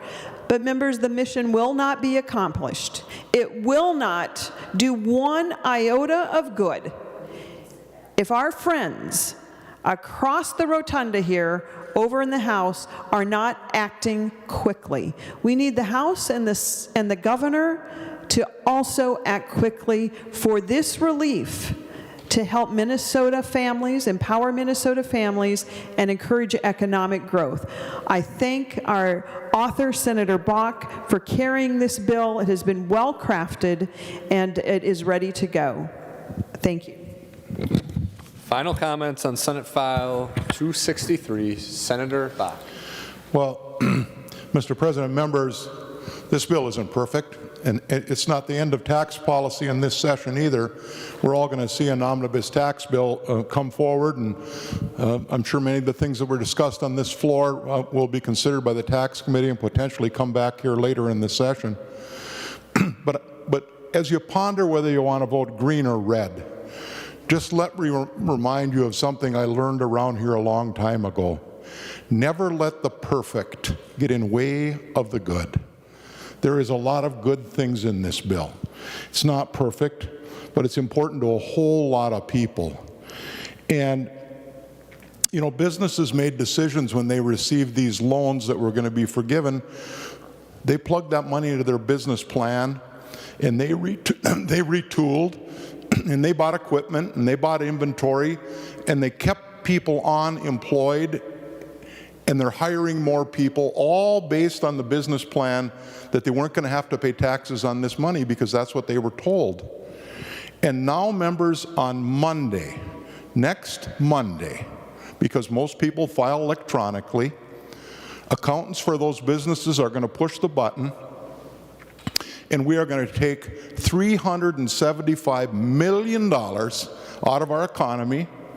The businesses would continue to invest as we start to grow our way out of this pandemic. We're going to ask them to send $375 million on Monday to the Department of Revenue. And guess what, members? That's where it's going to sit. It's going to sit over there in the state checkbook because it's not going to get spent until we appropriate the money. That's in the Constitution. Members, why would we do that? Why would we take $375 million out of our business economy on Monday only to have it go sit over at the Department of Revenue's building until we get around to appropriating it? Members, that is going to slow down this economic recovery. It is going to mean more people are going to stay on unemployment as we take the money out of businesses' pockets and send it over to the department. I just don't see how that makes any sense. And where it really doesn't make any sense is there's a pretty good chance, I think, there's a lot of bipartisan support for doing this. There's a pretty good chance in May this ends up to be part of a final global agreement between the leaders and the governor. Not sure. I probably won't be in the room, but so why would we take the money March 15th, slow down our economy, only to have the Department of Revenue on June 1st send the money back to the businesses? Members, that just doesn't make any sense to me, that we would do that in an economy that is so desperate for a recovery. I just don't see why we would do that. And this can get done. This can get done yet this week. Because there is, once this leaves and heads over to the House, there is a parliamentary procedure where the House can take the message coming over from the Senate and take it up and pass it and send it directly to the governor. And the governor could sign this thing today if the House wanted him to. Maybe he could wait till tomorrow, but certainly I would hope that he would do it before Monday, before all this money comes out of our economy over to just to go over, sit over at the Department of Revenue's building. So I would really encourage my colleagues in the House and the leadership over there to get this done. Let's not slow down the economic recovery coming out of this pandemic, because not doing this will do that.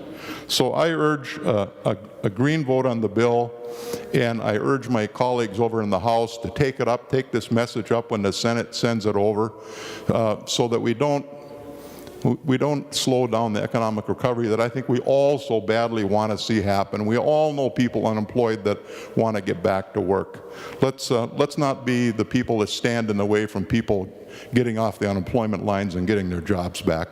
I don't want to be responsible for that, not for one person having to stay laid off because of some action that I took here today. Please vote green. Members, we're on final passage of Senate File 263. Seeing no further discussion, the Secretary will take the roll.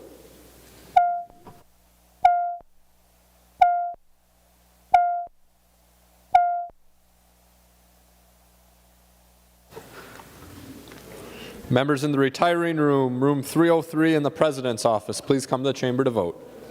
Retiring room 303 in President's office.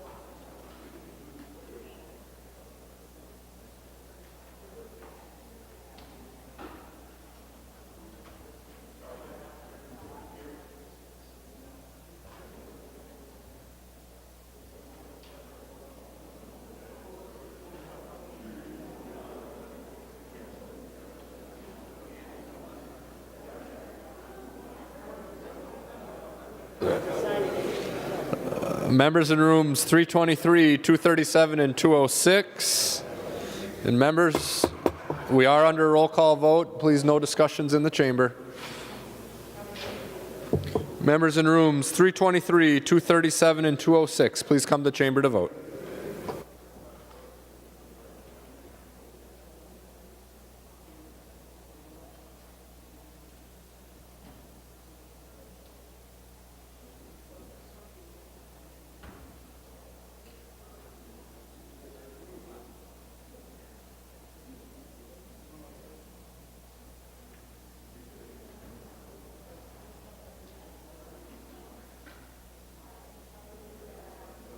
I will call on Senator Frentz to report the votes of the members voting under Rule 40.7. Senator Frentz. Well, thank you, Mr. President. I report Senator Carlson votes aye. Carlson votes aye. Senator Frentz. I report Senator Champion votes nay. Champion votes no. Senator Frentz. Senator Clausen votes aye. Clausen votes aye. Senator Frentz. Senator Eaton votes nay.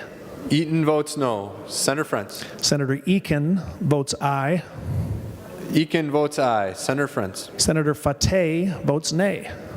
Fateh votes no. Senator Frentz. Senator Isaacson votes aye. Isaacson votes aye. Senator Frentz. Senator Latz votes aye. Latz votes aye. Senator Frentz. Senator Marty votes nay. Marty votes no. Senator Frentz. Senator Newton votes aye. Newton votes aye. Senator Frentz. Senator Torres Ray votes aye. Torres Ray votes aye. Senator Frentz. And Senator Wickland votes aye. Wickland votes aye. Senator Jasinski. Thank you, Mr. President. Senator Anderson votes aye. Anderson votes aye. Senator Jasinski. Senator Coleman votes aye. Coleman votes aye. Senator Jasinski. Senator Osmick votes aye. Osmick votes aye. Senator Jasinski. Senator Newman votes aye. Newman votes aye. Senator Jasinski. Senator Westrom votes aye. Westrom votes aye. Senator Jasinski. And thank you, Mr. President. Senator Senjum votes aye. Senjum votes aye. All members having voted who have the desire to vote, the Secretary will close the roll. There being 55 ayes and 12 nays, the bill is passed and its title agreed to. Next, we'll move to the 13th order of business, announcements of Senate interest. Senator Draheim.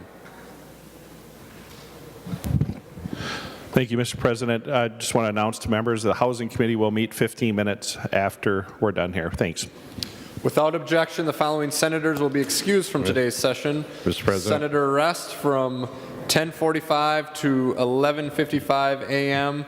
Senators Fateh and Pappas from 12:35 to 1 p.m. Senator Tomassoni. Thank you, Mr. President. Members of the Higher Education Committee will be meeting immediately following session in room G3. Senator Matthews. Thank you, Mr. President. Members of the Civil Law Committee, please get to committee right away. I want to start in a few minutes, if possible, in G15 and on Zoom. Any other committee announcements? Any other announcements of Senate interest before we go to Senator Gazelka? Senator Gazelka. Thank you, Mr. President. Members, stick around for a quick announcement after. Mr. President, I move the Senate do now adjourn until 10:30 on Monday, March 15th. Senator Gazelka moves that the Senate do now adjourn until Monday, March 15th at 10:30 a.m. 10:30 a.m. All those in favor, say aye. Opposed, say no. Motion prevails. The Senate is adjourned. Senator Gazelka. Thank you, members. I don't know if you know what day this is today, and I know we've got committees, so I want to be brief on this, but this is the one-year anniversary of the World Health Organization declaring COVID-19 a pandemic. And I just thought we should take a pause. And where I want to go on this, members, is all of the people that have stepped up to the plate, that really have stepped in there and made a difference for all of us. And the list could be very, very long, but think about all the healthcare workers, even somebody like Senator Matt Klein or Dr. Matt Klein, working with all these different people struggling with COVID, those that worked in nursing homes and long-term care, those staff, the seniors themselves, first responders, law enforcement people, teachers that were in the classrooms trying to figure out how do they adapt to these difficulties, food shelf leaders, frontline employees.